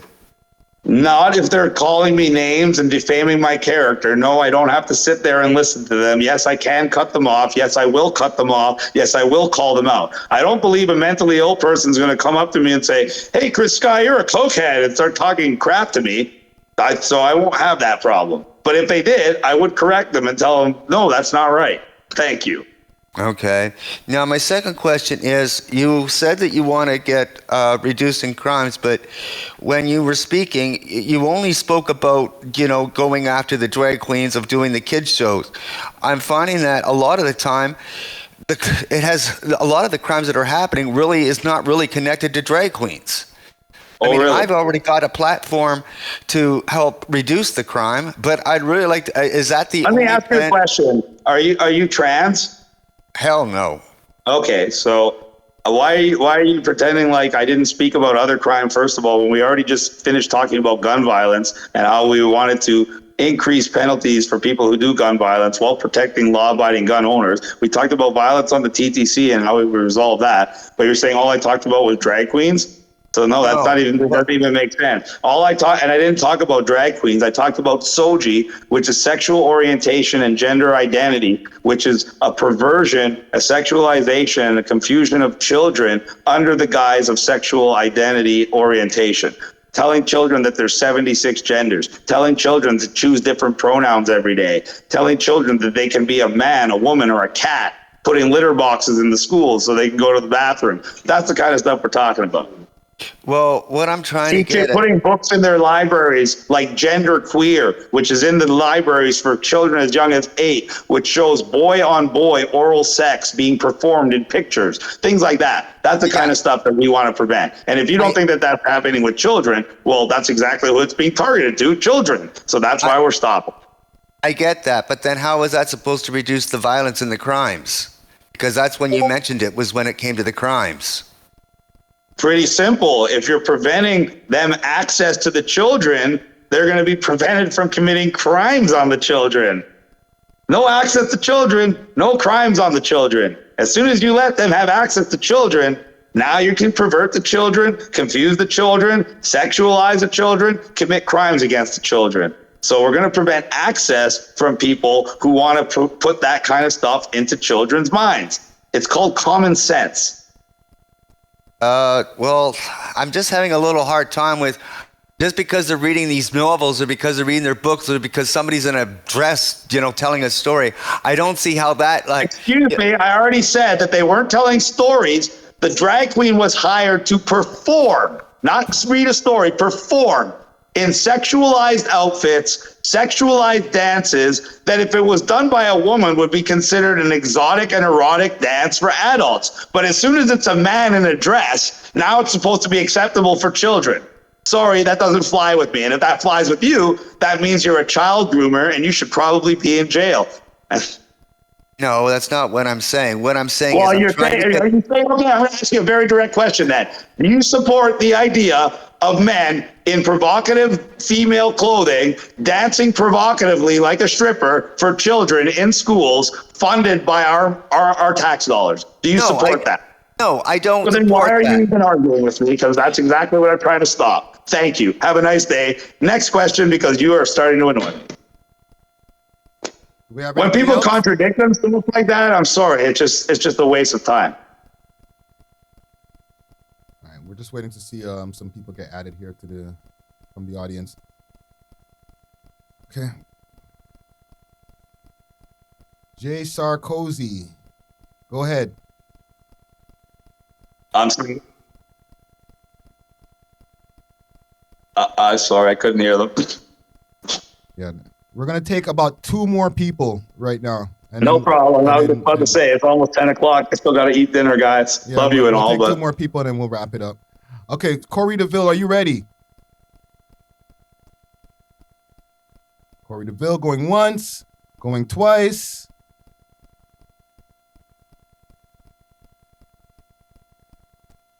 all these people are showing up. What about you, Lawyer DK? Are you ready? I think all these guys don't have. Oh, we got Corey. Corey, you good? Hey, Corey.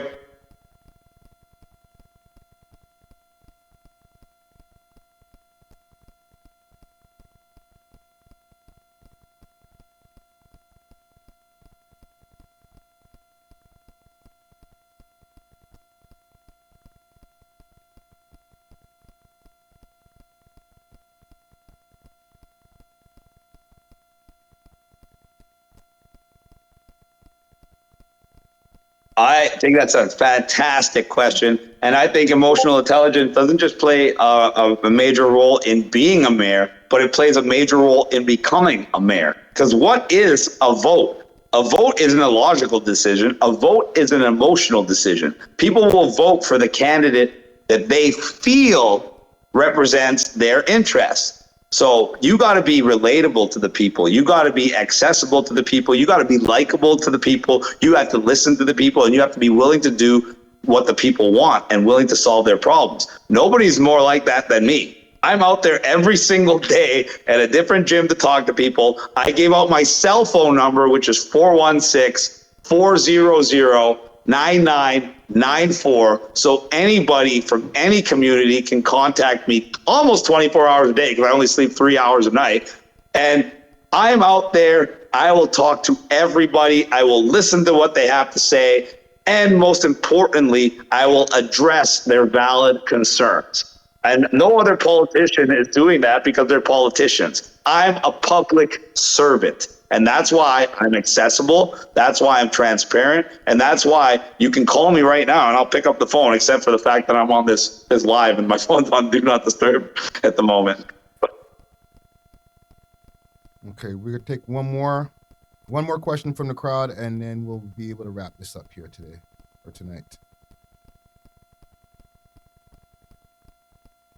And let's see if we can get somebody new in here who hasn't asked any questions. Sorry, I was not triggered by any questions. I was triggered by false statements and insults. Quite different. Everybody who asked a question, I answered it respectfully, honestly, directly. Anybody who came in and started insinuating some kind of garbage, I stopped them real quick and I put an end to it because that's exactly what I do. I put an end to bullshit.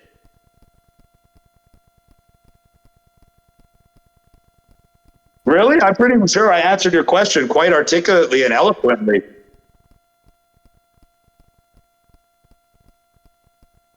Really?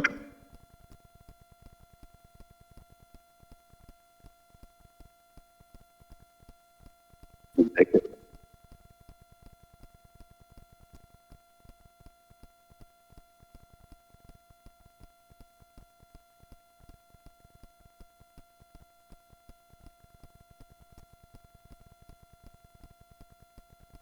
No, I experience frustration once again when people like yourself are lying. And nobody asked me a question that got me riled. People said false statements, derogatory statements, and now you're doing the same thing. And that's why you're getting cut off, and that's why you're losing my respect, and that's why I'm going to do the exact same thing to you that I did to all the other people. I'm not going to let you talk anymore because you're full of crap. Because I answered your questions, and now you're trying to go off on another tangent. If what you were saying was true, I wouldn't be invited all around the world to speak to millions of people. Thank you. Have a nice day. Yes, you are. And you're being annoying, so I don't want to hear from you anymore. Next question. Thank you very much. Thank you.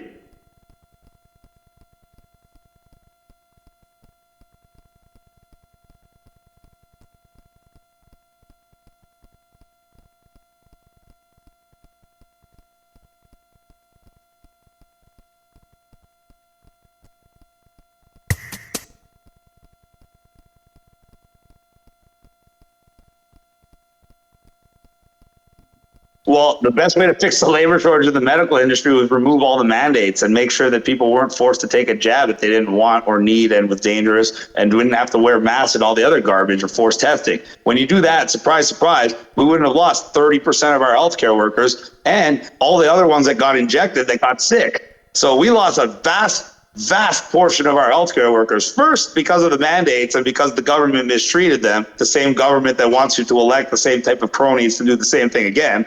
And second, a lot of them got sick from the jab because they believed in it and they took 3, 4, 5, 6 of them and surprise, they got sick. What I would do is to ensure that I'd use the Strong Mayor Powers Act to block any further bylaw mandates on any healthcare workers or any other worker. And I would work to get all the people who were fired from their jobs, either their job back or back pay for what happened to them.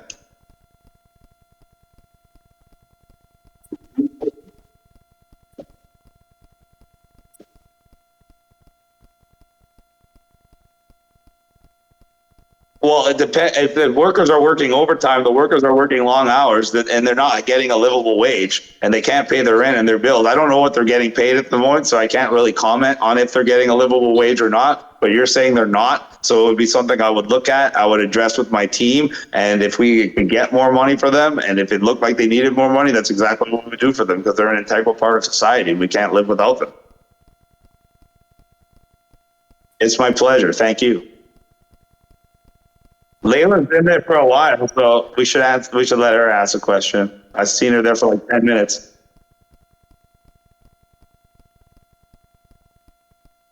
Please.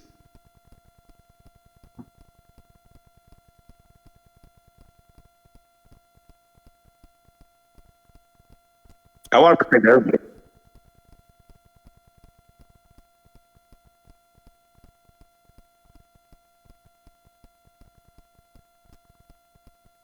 I think that everybody should do a personal choice and do all the research and find out what's best for them.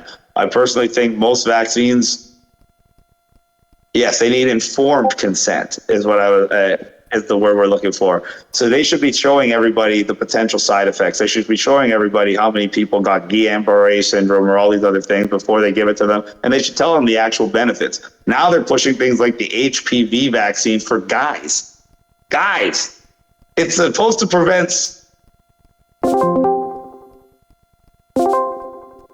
And also the second, you know how people have to take like the second and third vaccine? Yes. When that happened, like what'd you think? I thought that was, well, I already told you guys it was going to happen in September 2020 before they even brought out the first vaccine. Yeah, I do remember. I made a video telling you they're going to bring out a vaccine.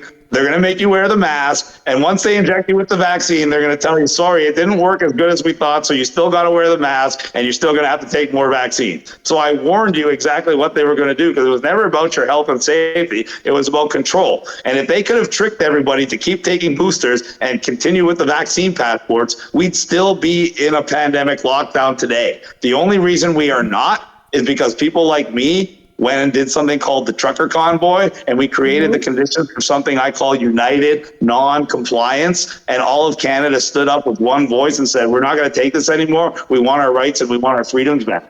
And that's the only reason we got to take off our masks. It's the only reason we had no more mandates. It's the only reason we're even allowed to leave the country. And because the government wants us to vote another one of them back in. I also have another one.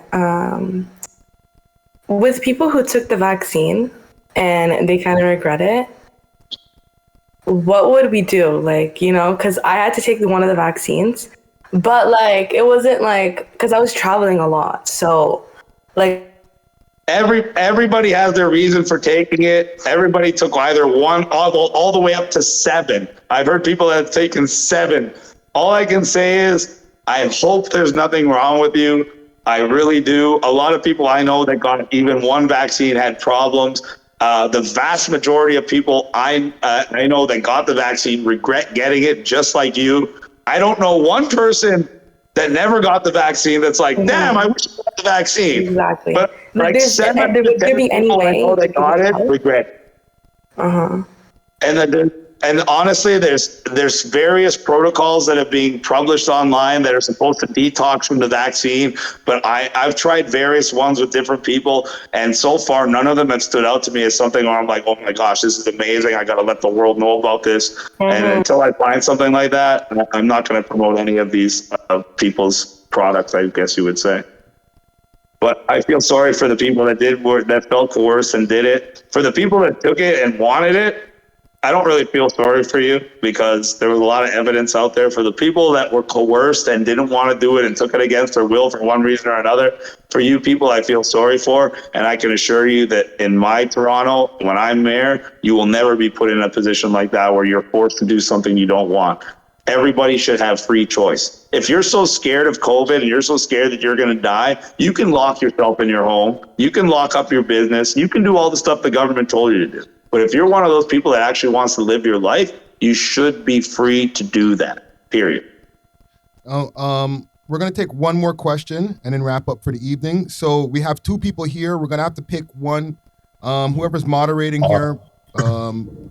If there's 2 people, I'll answer them both quickly. I don't want anybody going away disheartened.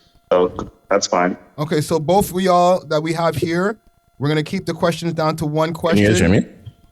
We'll start with you, Chris Ademics. Yeah. What's up, Chris? What's up, brother?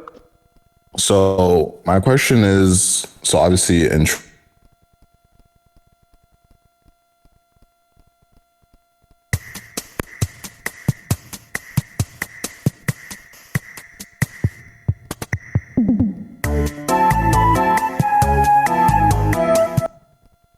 What the fuck happened, bro?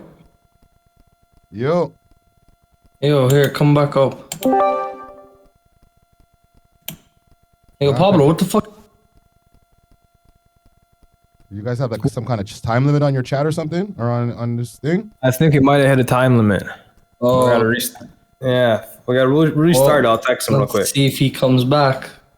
I'll text him.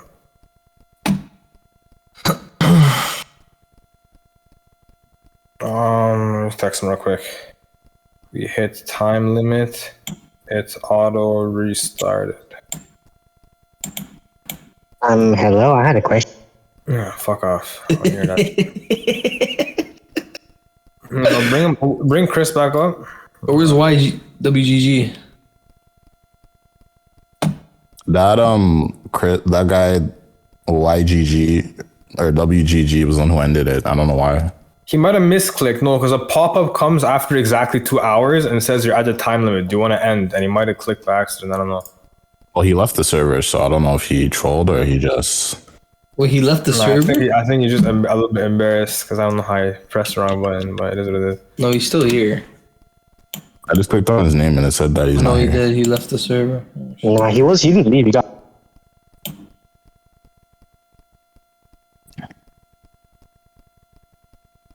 I'm gonna text him real quick. He's saying.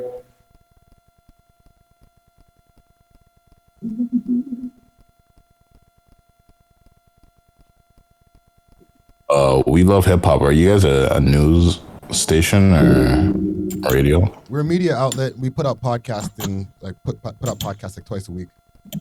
Plus, like, Are you guys putting this out? We're gonna be putting out the audio on the streaming platforms, and the video right now is streaming live on Twitch. So I'll leave that up and figure out where to like put it after Twitch takes it down. After the 7 Yeah, just hope. 10-day mark. I hope Chris comes back. I want to ask him something. It's just kind of dicey What do putting you it wanna on YouTube What do you wanna because ask? YouTube can be kind of fickle when it comes to Chris. Yeah, I wanted to ask him about like the Pride Parade and how he's gonna navigate and manage that, and like. Bro, he can't manage that. Yeah. Well, that's the thing. I wanted to see if he had an answer.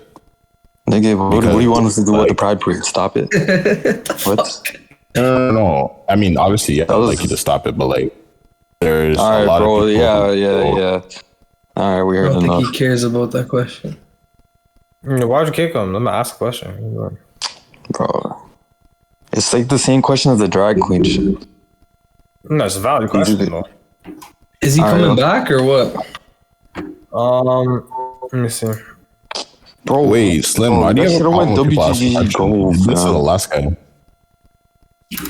You did this to the last guy. You asked the question. Yeah, I literally wanted WGG to ask the question. Oh, yo, Friday. How do you feel about Chris Guys? Listen, man, I've already known what I was expecting before I got into it. So. Oh, true. But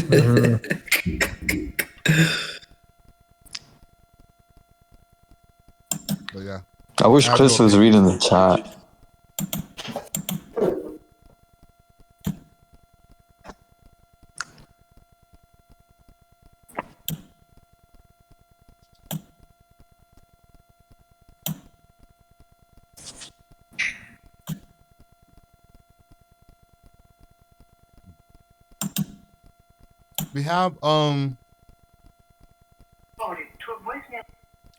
We have mayoral candidate Mia Singh in the chat here. He's also in the audience here. You guys want to bring him up? Yeah, we could. Bring the girl up. Who? Nia. Leah? Nia. Nia. Oh, Nia. Oh. Okay. Hello. Good evening, guys. Can you hear me? Good evening. Yeah, no, I just wanted to clarify something with Sky. But to the organizers who put this on, thank you for this. It's very informative, right? And to Friday, thank you for doing what you're doing. I'll just let everyone know about me before Chris comes back, because I would love to clarify something with him. But people don't know my history. I started off as a music producer. I ran a hip-hop studio in the city for about 20 years. In the first few years, I was doing co-op placements for high school students, and I started seeing the disconnect between students and what they wanted from school, how they were being targeted by police, and how they were being misrepresented in court. So in 1997, I ran for city council. I was 23 years old, and I had this vision of bridging the gap between people and government, because I felt that certain people knew what they wanted, but they just didn't know how to articulate it. And I found it, incumbent upon myself to make that a reality for them. I quickly learned that good ideas isn't what wins elections, money and connections and volunteers. So I took a break and I continued managing my artists. I managed a lot of the grimiest, toughest people from neighborhoods, and done quite a few shows that were very successful. Friday and I worked together. He used to come to my studio, so he knows my history. But in 2009, after my father passed, I realized all the artists I was helping, it seemed to be a revolving door between criminality and trying to get out of criminality. And so I said, let me go back, let me go to school, pursue a university degree so I can actually do more for the community because I think I had exhausted what I was doing as a recording artist, as a label owner. And so I ended up getting into UFC. I applied for law school at the age of 37. I got in, became a lawyer in 2017 at the age of 42. And since then, I've been really combating the system from within inside. A lot of people, you know what carding is, the stopping of black men or people of color by police for no reason. I grew up with that. I was one of the instrumental people in making sure that practice was declared illegal. I helped write the Ontario Regulation 5816, which came into play, which we're governed by now. I'm not saying we still do racially profile and card people, but that regulation is first line of defense. What I want to see for the city, my vision, is a city that's informed. It's voters that are informed and understand what's happening. So when we select who's going to represent us, they select the people that can do the best for them. Right now, voting is really complicated the way they present it. They discourage the general population from getting involved in politics, and that's why you end up seeing most marginalized poor people and people who are just stressed out, not engaged in the system. And then you end up with the affluent controlling who controls us.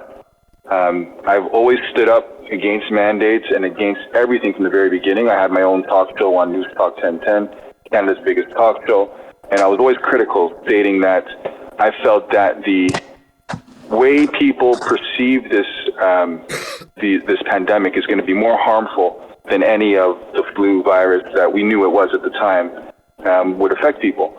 And eventually I got taken off the station after a year because I was very vocal and was upfront. So I guess I'll let you all know. Chris was saying that there's no other candidate who has stood up and spoken out against mandates. I just wanted to remind him that I'm running and let him clarify that, because Chris and I have worked together before combating these things, so he should know that if I'm running, that he's not... Nobody gives a fuck. Nobody gives a fuck. Ignore him.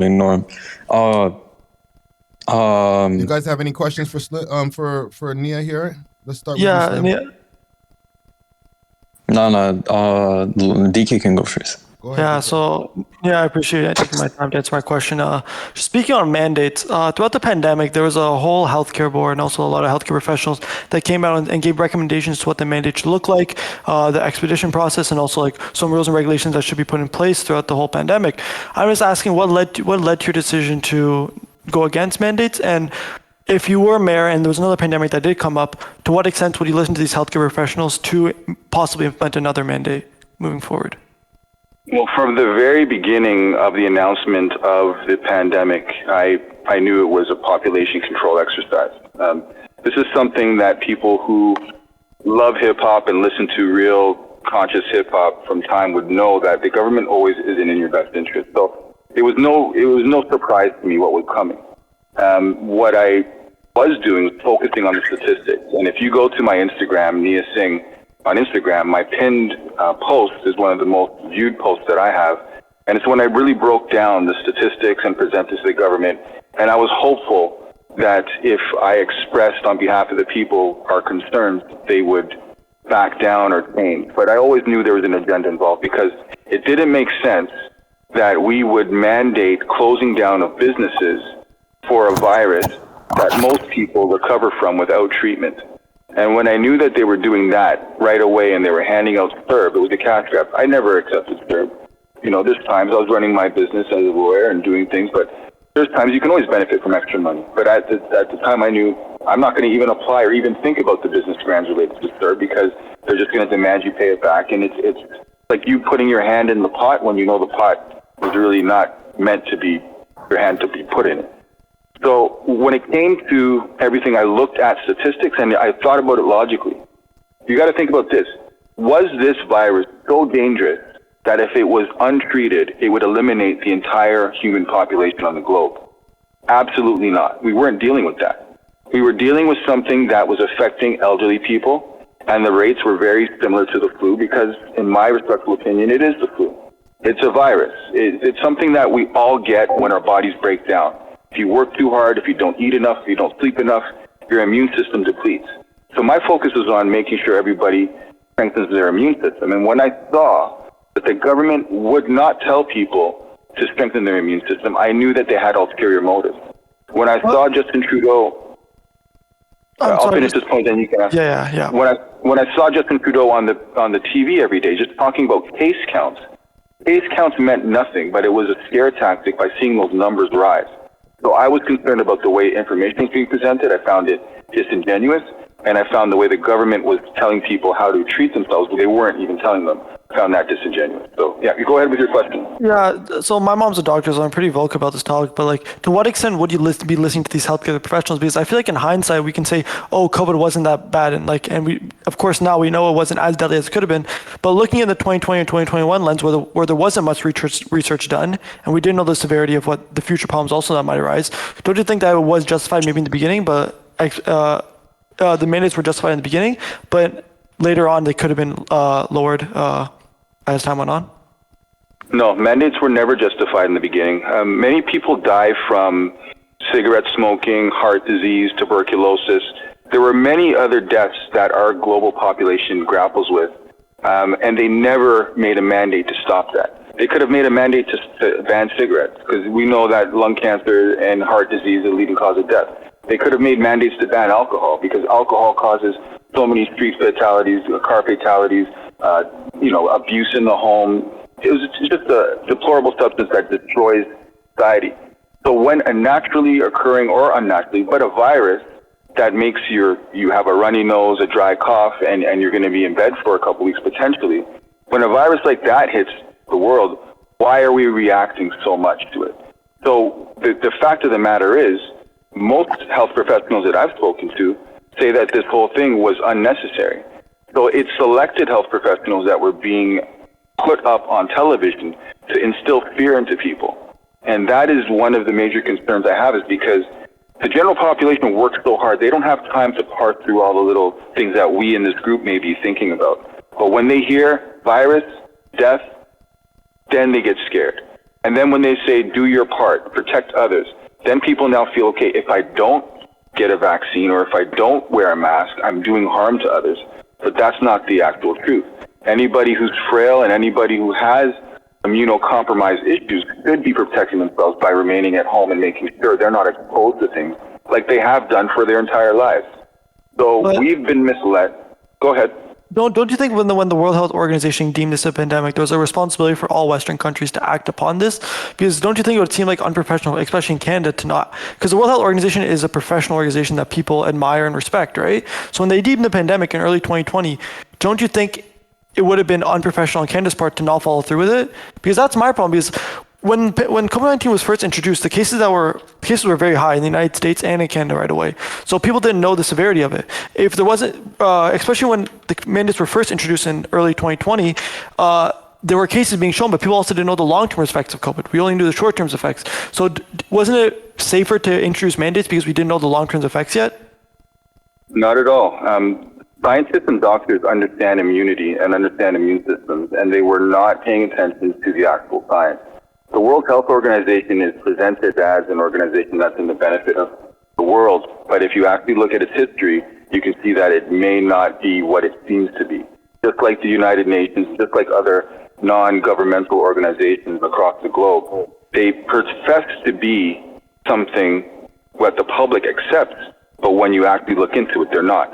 Something as simple as all these TV shows, USA for Africa or World Vision. These companies take in millions and billions of dollars every year, and what they do is they pay themselves, and less than 10% of that goes to the actual people who need it.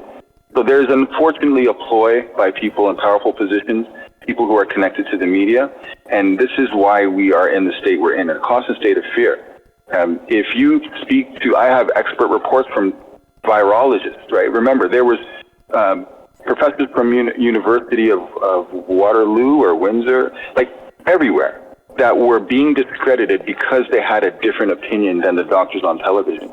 And one thing that a free and democratic society has is the ability to debate. Just like you and I right now are exchanging our ideas, they did not allow that to happen in public discourse. It was censorship, vilification, and then anybody who spoke out was now the other. And I became the other. You know, I was respected by media, I was respected by people in the city. I still am, but there was a point in time where they doubted what I was saying because the whole masses did that. So getting back to your point of the World Health Organization, they misinformed the people. Isn't that a very bold claim, though? Because what health organization would you follow then? Because healthcare professionals are professionals who have studied. They know more about they know more about vaccines. They know more about diseases, spreading of pandemic, stuff like this. Don't they know more information than us? Because you can say yes, their main motive is to make money and stuff like this, but then what health organization would you have to follow then? Because you can't just say all these companies are in it for the money, because they also are in it to help serve the public to some extent. You have to look at the facts, right? You have to look at what's happening. If they're telling us that a virus causes runny nose, dry cough, fever, and then you get better without treatment, what are we doing? Right? They've given us all the information in front of our face, but at the same time, they're now saying, "Oh, you must do this, you must do that." So it's not about. Hold on. Let me finish my point. My bad. It's not about going to a doctor to tell you what's wrong with you. Sometimes people know what's wrong with them, and they'll go to a doctor, and a doctor will misdiagnose them. So doctors aren't gods. Neither are lawyers. Neither are politicians. I've represented so many people who have had lawyers who have 20 years experience over me, and they paid them tens of thousands of dollars. And they come to me and they say, "Listen, he's trying to make me plead guilty. I'm not guilty. This is what happened, but he won't fight for me." And then they come over to me, and what I do the trial, I do the case, and they get acquitted. So you have to go to various people to get varying opinions, but there's no one-size-fits-all for any human being.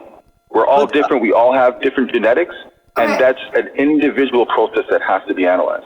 Abiba, before you answer your question, I just want to follow on. This is the last thing I'll say before you two can discuss it. But I feel like, Nia, the biggest reason why I believe, and my mom's a doctor, and I've talked to a lot of healthcare professionals as well. I know you've talked to some too, but from my experience, SARS, when you compare COVID to SARS, right? COVID and SARS had a lot of different symptoms, for example, right? Dry cough, runny nose. And the thing with SARS, although it wasn't as transmissible, it was a lot more deadly, right? So when COVID-19 first came out and we had a lot of these reactions came out from it, a lot of these symptoms came out, don't you believe healthcare professionals were acting a bit on the safe side, just to make sure that if it was more like a SARS type virus where it was more deadly in the case, that it would have been safer to have a mandate, at least in the meantime? Because especially when cases are rising up at an exponential rate, when you have an open public, it does deem some sort of risk, not only to elderly people, but to other people if they don't know the long-term effects of it.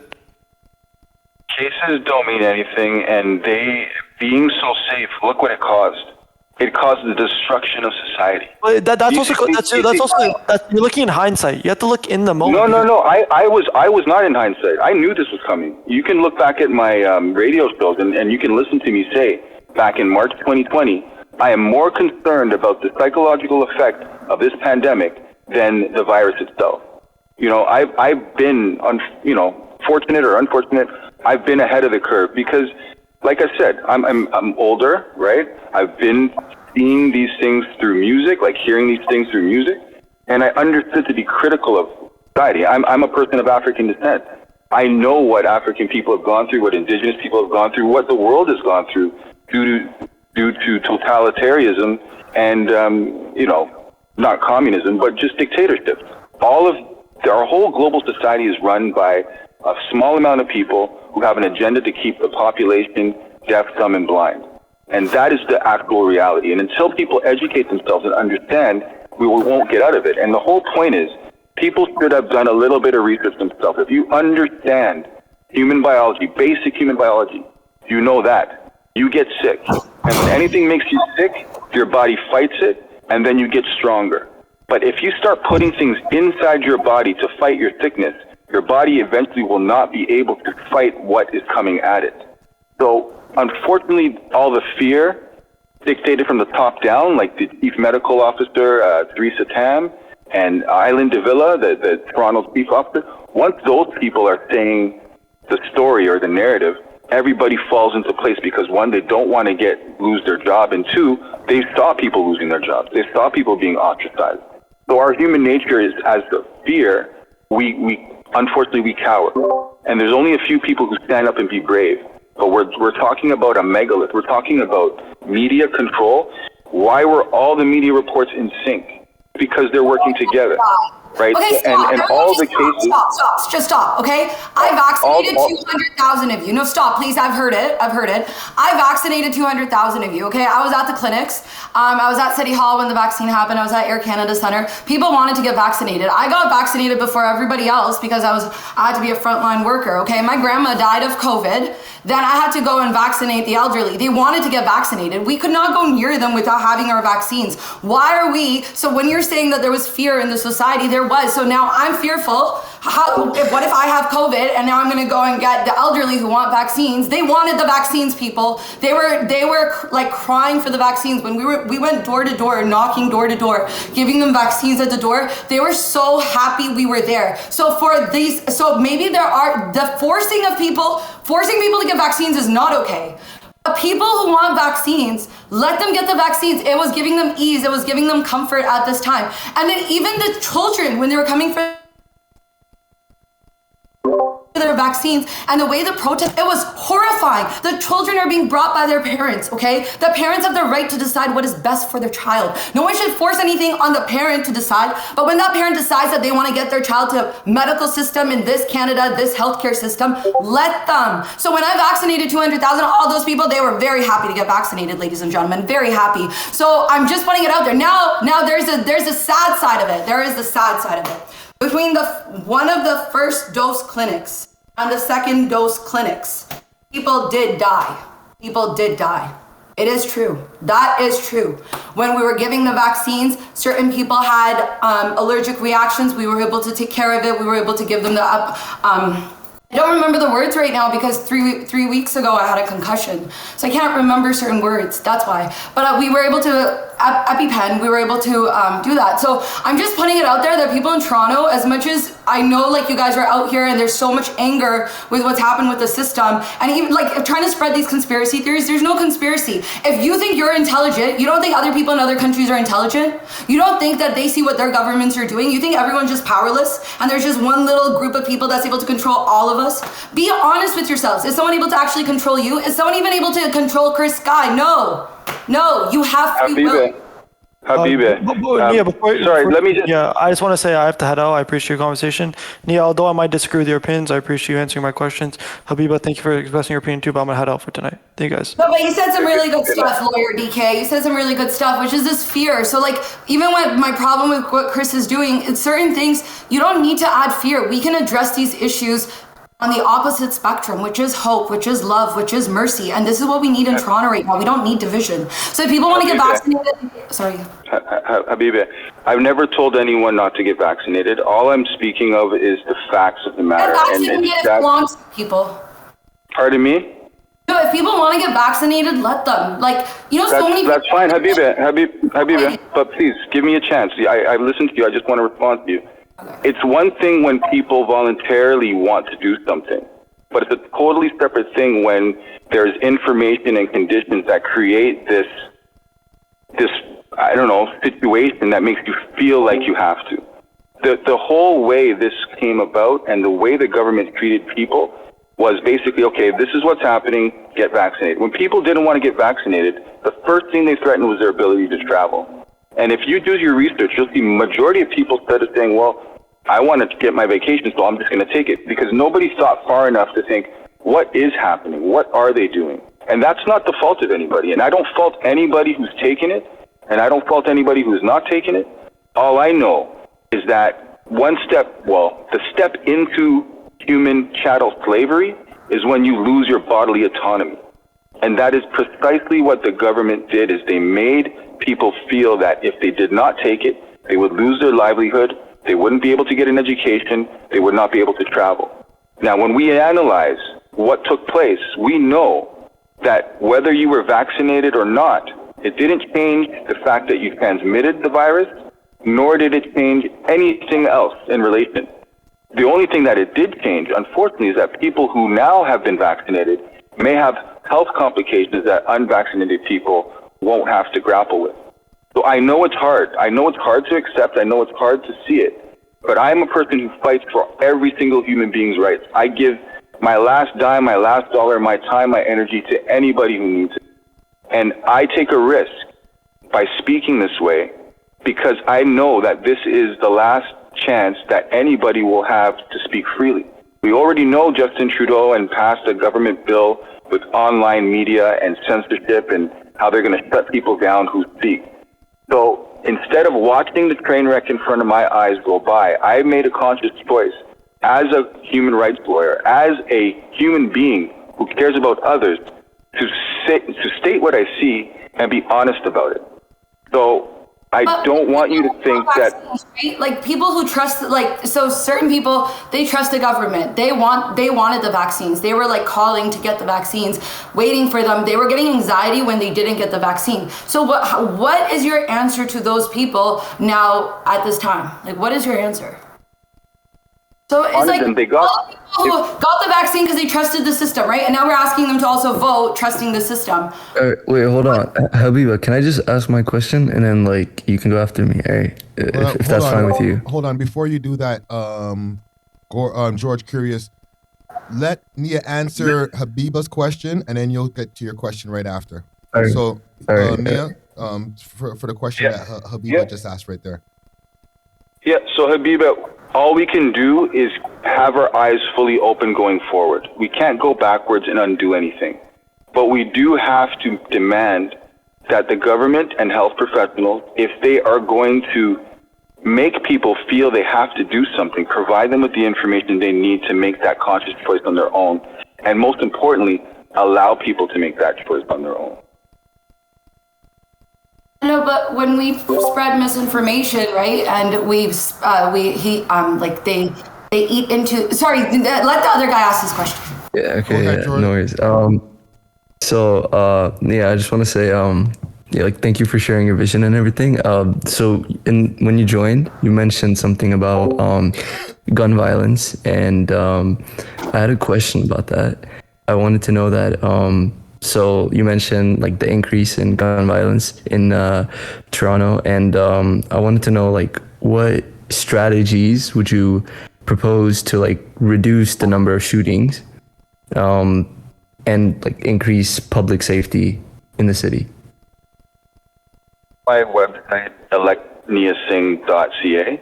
My 10-point plan from 2018 is up there still. I ran in 2018, I ran in 2022. My strategy is first of all, preventing the suspension and expulsion of students from school.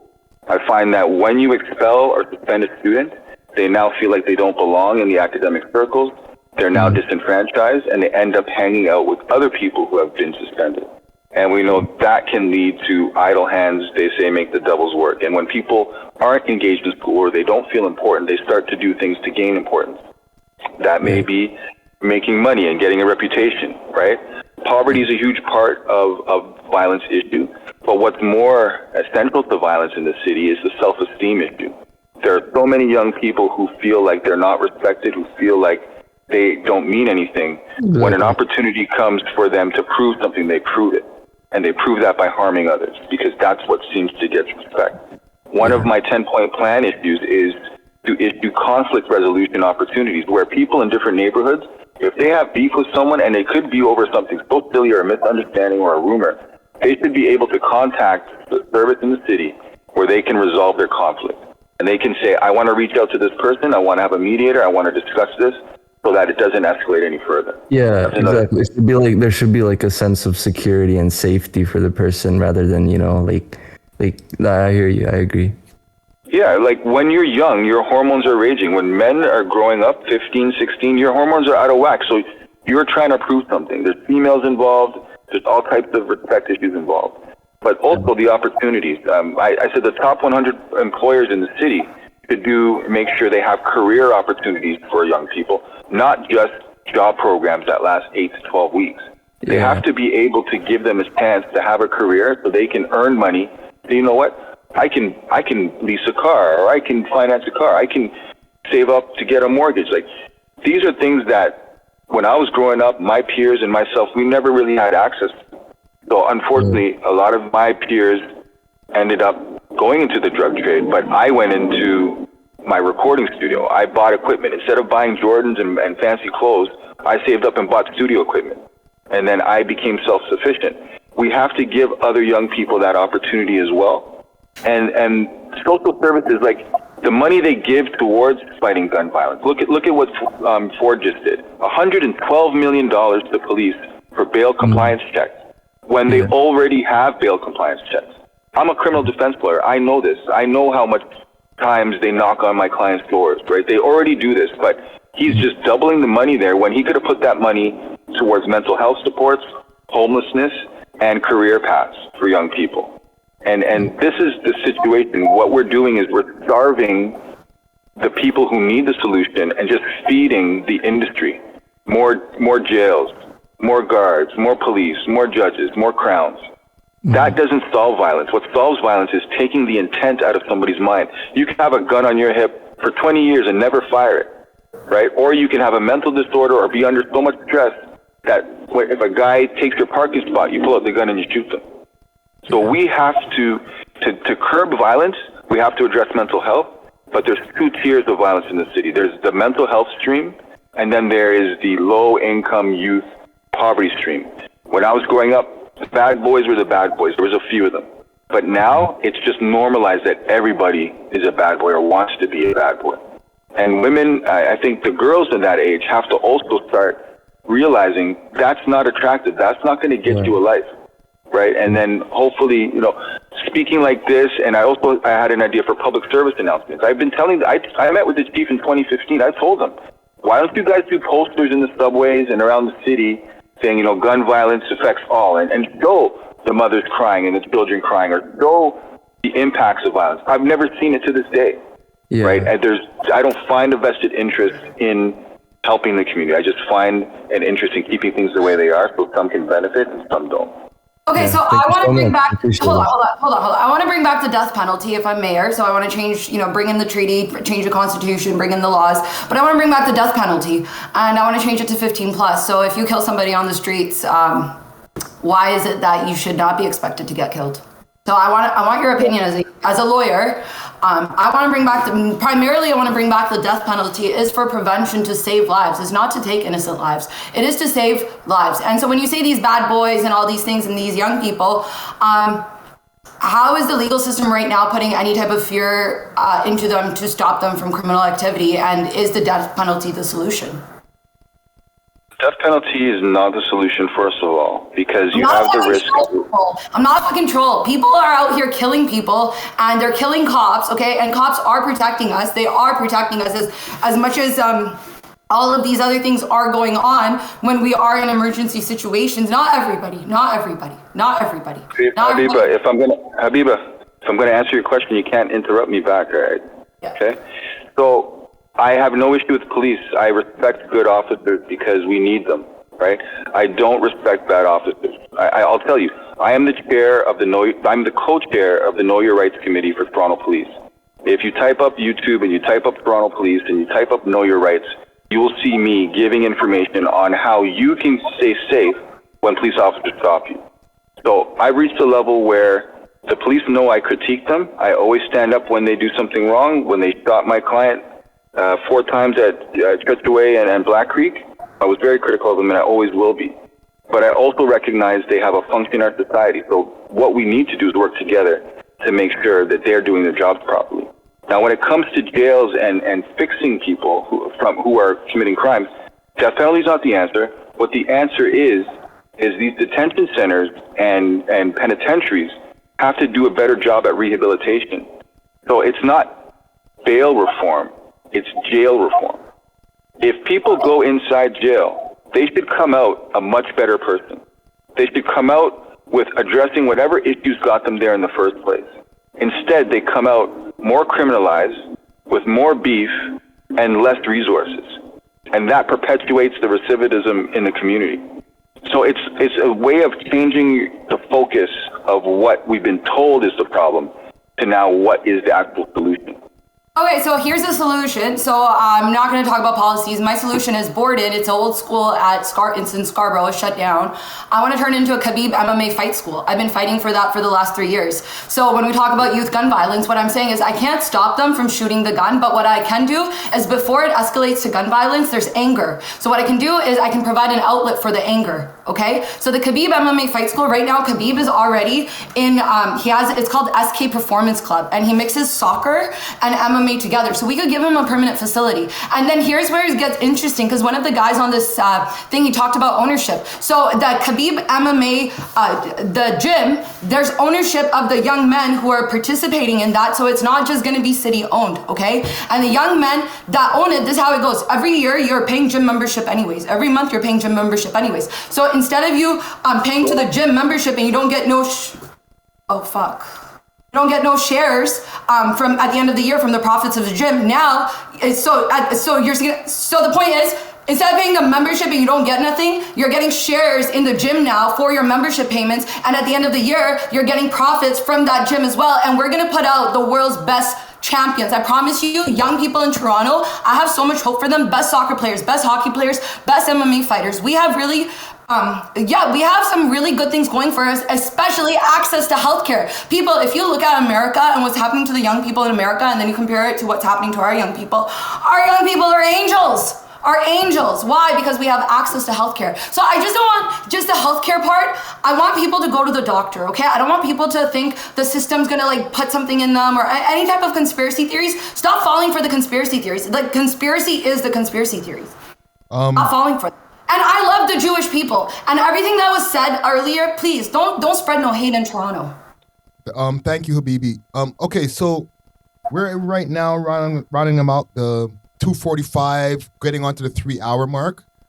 What we're gonna do here, we're gonna get 2 more questions in here. Let me get Habibi here off of the stage here, quick, fast. Can one of y'all in the moderators? Thank you. Okay, we're gonna take 2 more people. I got Chemical up here right now, and big salute to Nia Singh. He's running right now for mayor, like he explained. You know, he's been doing a lot in the culture and in behind the scenes with the legal system and everything. So, you know, thank you for speaking here on this panel here, right? Couple people I just want to get to here, and then we're going to wrap up the whole conversation for the evening. So let's start with you, Chemical. We'll take 2 questions. We'll take 1 question and a follow-up question from you, and then we'll go to Nigeria Part-Time Scammer. Great name. With the last questions here. So let's start with you, Chemical. Okay. Can I just ask like one small one and one like the real question? Yeah, go for it. Okay, so just one small question. So if we were to add harsh gun laws on illegal guns, do you think that would lower the violence rates with the guns?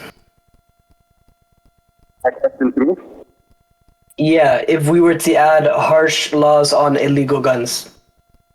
Oh, it wouldn't make a difference. People, when they pick up guns, they already know the consequences. And when people fire shots and kill people intentionally, they already know that it's 25 to life. What has to be done is you have to change the mentality of anybody feeling they have to pick up a gun and use it. We're not going to stop 100% of violence in society. It's a natural part. It's an unfortunately natural part, and I think probably hard enough we might get close to it. But it's the conditions people are living under. Somebody has a bad day that turns into a bad week, that turns into a bad month, that turns into a bad year, that turns into a bad 6 years. You're now dealing with someone who's totally opposite than someone who's had a good day, a good week, a good month, a good year. And when you have those conflicting worldviews and opportunities, that's when you get this clash. So harsher penalties will not stop gun violence. Only intervention at a young age to prevent it, and only intervention, meaningful intervention, after it's occurred to make sure it never happens again. All right. What do you think about the housing prices or the rent prices? The housing crisis is absolutely due to the Conservative government and Doug Ford's elimination of rent control. We went through this in the 90s with a guy named Mike Harris, who came in and cut all the programs that the youth were enjoying that was keeping them occupied and out of crime. Doug Ford has a clear agenda to sell off all the public infrastructure to privatized companies and just benefit for him and his rich friends. And it's unfortunate, but it's clear. You see it everywhere. So we have to just, go ahead. So, like, what do you think, is there possible that in the future there will be lower prices for housing? That's only if the poor and marginalized people actually become socially aware and educate themselves on politics and engage in it. Because they will have to vote the Ford government out and a new government in, so that government can reinstate rent control. Any new buildings in Toronto, if I were to be mayor, would have a strict quota on how much needs to be affordable. And for the Ontario Science Centre, since it's being moved and they plan to build houses there, my suggestion is, well, not more suggestion, my promise would be that that has to be 100% affordable. You're talking about Flemington Park, a low-income area, and you're taking a science center, which is one of the most beneficial things they have there, away from them. If you're going to build houses, you can't be doing this for profit. You can't be destroying people's lives and taking away resources for profit. You have to do it for the right reason, and if you're going to remove that, there has to be 100% affordable housing. So more developers, right? The developers can't always be so money hungry, knowing, okay, well, if I build here, I'm going to get $2 million for a house, and if I wait a year, I'll get $3 million for a house. Things have to change. The city cannot be run like it's profit over people. It has to be people over profit. Quality of life in Toronto is the most important things, and for you all, being such young people here in this chat, you're going to have to deal with this in 20 years. You're going to have to deal with the fact that you may not be able to buy a house. Right, and that is not right, especially when we are the ones paying the taxes and we are the ones electing these governments. So the solution to that is more people need to be engaged. Instead of a 40% voter turnout, it's got to be closer to 80.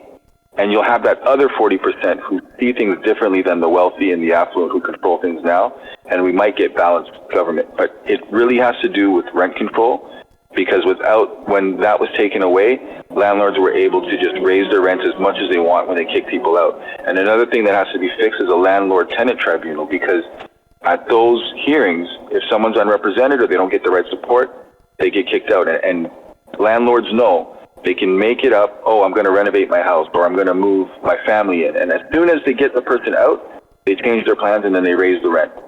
So it all has to do with government, statutes, and laws, and we have to change those laws. Yeah, okay. Thank you for your time. No problem. Thank you, Chemical.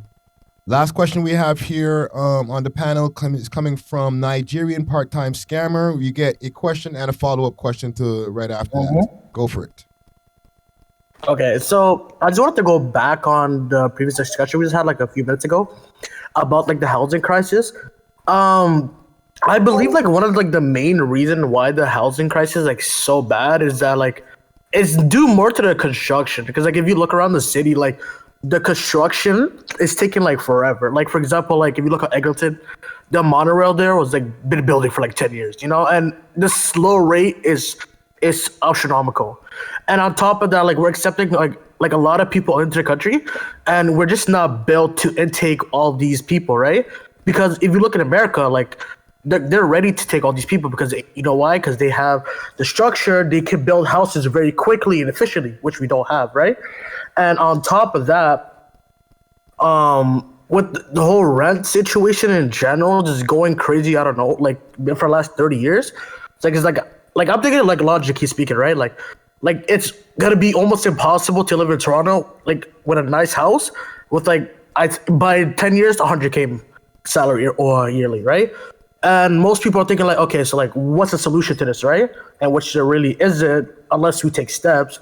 And the only logical place is just to leave the city, right? Go to somewhere like Alberta where like the tax is very low, the housing is very low, but like let's be honest here, who really wants to live in Alberta, right? And I just wanted to get like your thoughts on that.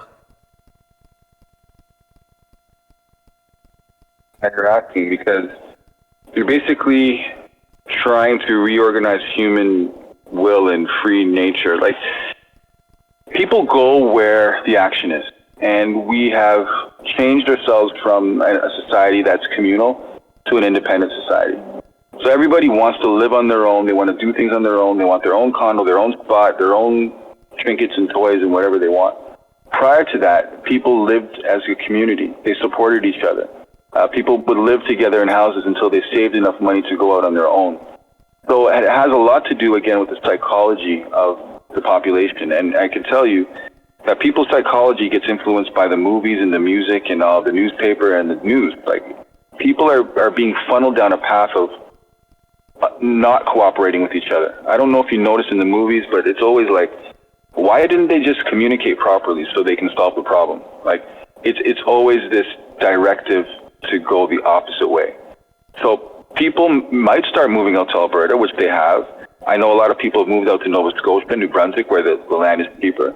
But we have to start getting comfortable with living a little bit out of the city. I had a friend who always complained about their rent for the past 15 years or so.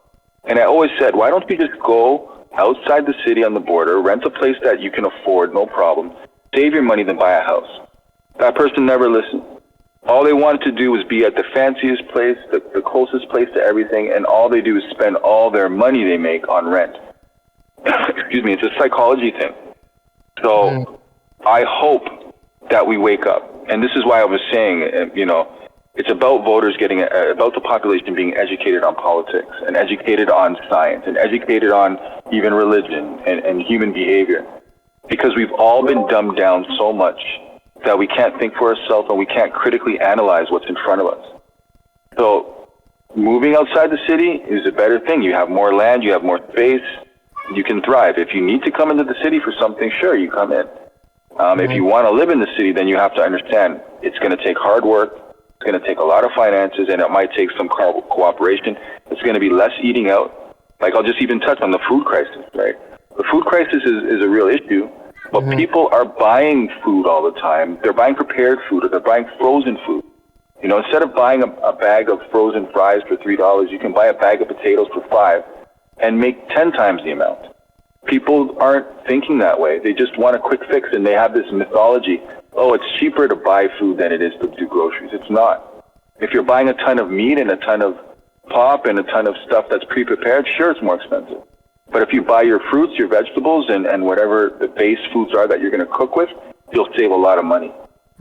So there's got to be a shift, socially, psychologically, and communally for us to have a chance.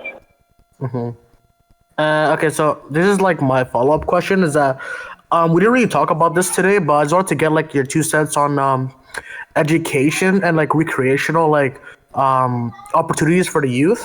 Is that I've been noticing like, not just because of COVID, but like over like last 10 to 15 years, we've been getting like less like overall like events or like spaces for the youth to like express themselves. Yeah, and like stuff from gyms to, I guess, but that with the whole with back to school, which was the first part of the question I had, is that like we're not teaching our youth like what is like the best optimal way to succeed in life, right? We just thought like a rigid system where it's like if you don't do this, you're useless in a way, right? And I just don't really agree with that.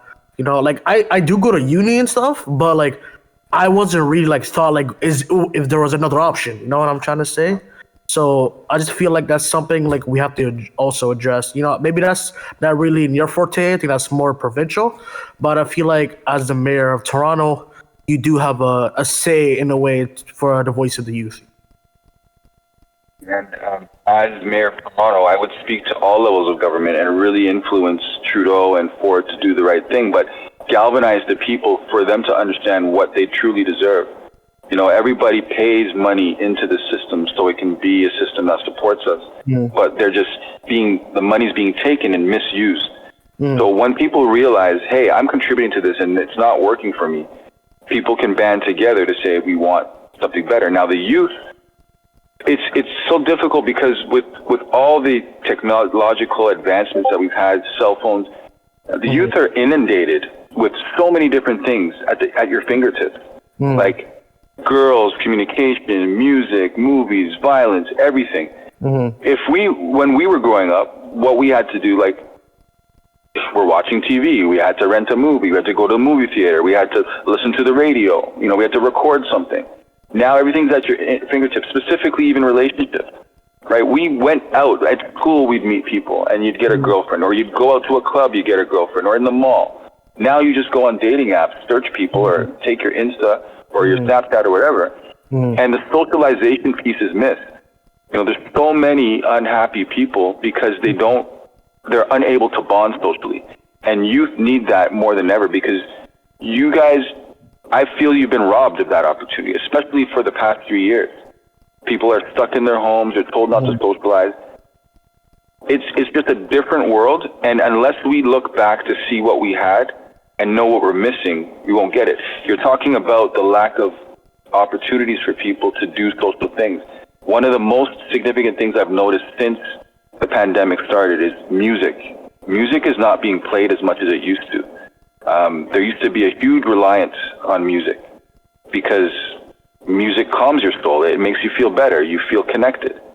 Now it's just, I don't know, it's just what you've been told to do. Oh, do this. This is cool. Buy this. This is cool.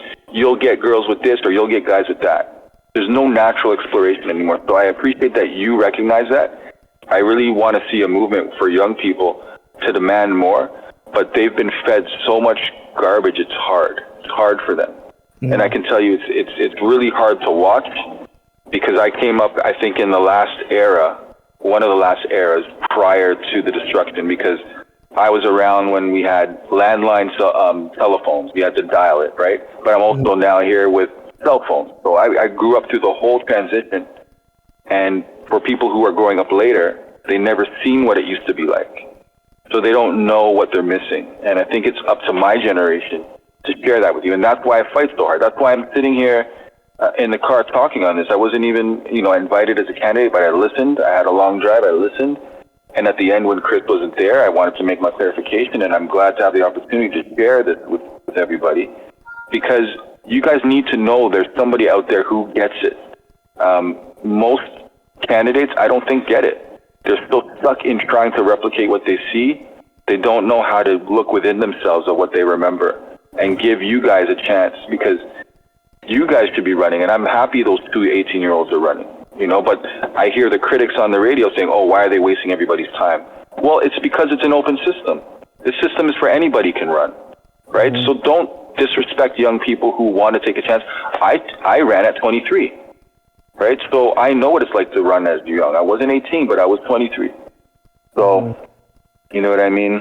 And I'm seeing some comments from people on here telling me to go back to India or telling me I talk too much. And they have no idea that everything I do is keeping them safe. They're just upset inside. They're angry inside. They probably come from a broken home or they come from abuse. So they don't understand what they're doing. And I would be a mayor who just gives that opportunity to listen and give solutions that people can actually run with and improve their lives.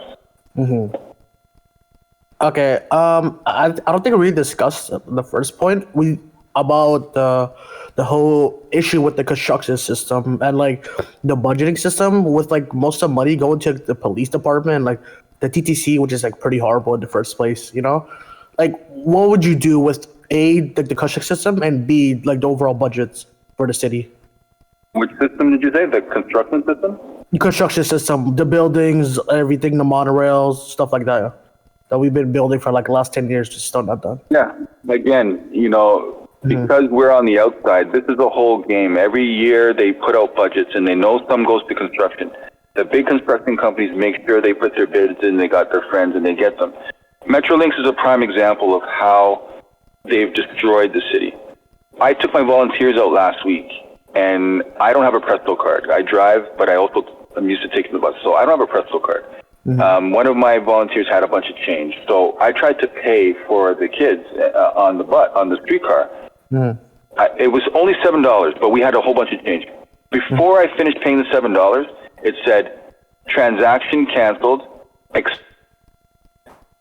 So basically that machine wouldn't allow you to put a certain amount of coins in before it rejected you. So basically it's deterring people from paying for their fares. If the Interact system was on that, or credit card system, I would have just tapped my card. And they knew that back then when they built it, but they created it in a way so you were forced to buy a Presto card and forced to put money into Presto rather than just use the money you have. And then to follow that up, last week on my way to the Leafs game, I had $3.55 or 35 cents in change. So I'm trying to put it in the machine, and then the machine kept rejecting it. It wouldn't even take it. It would just drop to the bottom. So when you're talking about constructions, a lot of these companies dig up and rebuild roads when it's unnecessary because there's a budget that allows them to do it. And because the head city planners and all those people are connected with those construction companies, it carries on for decades and decades and decades. So there has to be a complete overhaul of this to change that. And what was your other question? You said construction. What was the other one? Just the budgeting in general. So this comes down to analyzing money and where it's going. Now, people will be unhappy because a lot of people in government jobs, unfortunately, they get to sit around, do nothing, and they get a lot of money. We have to change that. It's just not fair to the rest of the population. People who work hard day and night and have hardly anything to show for it, versus people who can sit back on their butt and do nothing and get lots of money. So it has to be an analyzation of things like that. I would start with public health, because I believe public health is the key to mental health. And then the homelessness budget. Like, why is it so low compared to other things? And then, as much as I work with police and respect police, we got to understand, why is it over $1 billion? Is there ways to save money? Same thing with the TDSB. Why are so many kids not doing well in school, and you have almost $2 billion in your budget? There's something going wrong there. And then the TCT, for sure. You've cut services, you don't have reliable transit, and you're increasing your fares, yet you have over $1.5 billion at your disposal. There's things that can be done differently. I'm tired of seeing streetcars back-to-back empty, buses back-to-back empty, and then when people need something, they can't get it, and cutting services in certain areas. So it's a huge problem, but it's only going to change when people like you and your friends and everybody on this chat start actually being active, connect with other politicians, follow me, see what I've done, send me a message, and I'll be happy to speak to anybody or share. Like, my time is limited because I'm in court all day and I'm fighting these fights for everyone all day, but it's something I'm willing to do, and I know others are willing to do. There's a lot of good people in the city. The city's filled with good people. We just don't get exposed to them. So, please continue what you're doing. Be introspective, be critical, ask good questions, and learn. And, I'm here for all of you, so I appreciate that. No, it was a pleasure. It was a pleasure. Hey, man. Thank you, Nigerian part-time scammer, for your questions. And thank you, Nia. This was I seen somebody in the chat say this was a roller coaster. And I think that's a pretty accurate depiction of the conversation that's went down over here today. I thank you for coming through and, giving your opinions and your thoughts on everything here and, the different things that you plan to do if elected for mayor. All right. And also I want to absolutely thank you. Yeah, man. And I also want to thank Chris Saccocia, aka Chris Sky, for the conversation. Even though it wasn't always, there was a few speed bumps. I want to thank him as well. Okay, make sure that everybody, when the time comes for this election, to go out there, vote with your interest, rather than voting with your emotions. And, let's hope that the best man or best woman wins. All right, so I'm going to sign out for the night, and that's all we got. Peace, everybody. I appreciate you, Friday. Have a great night, brother. Peace.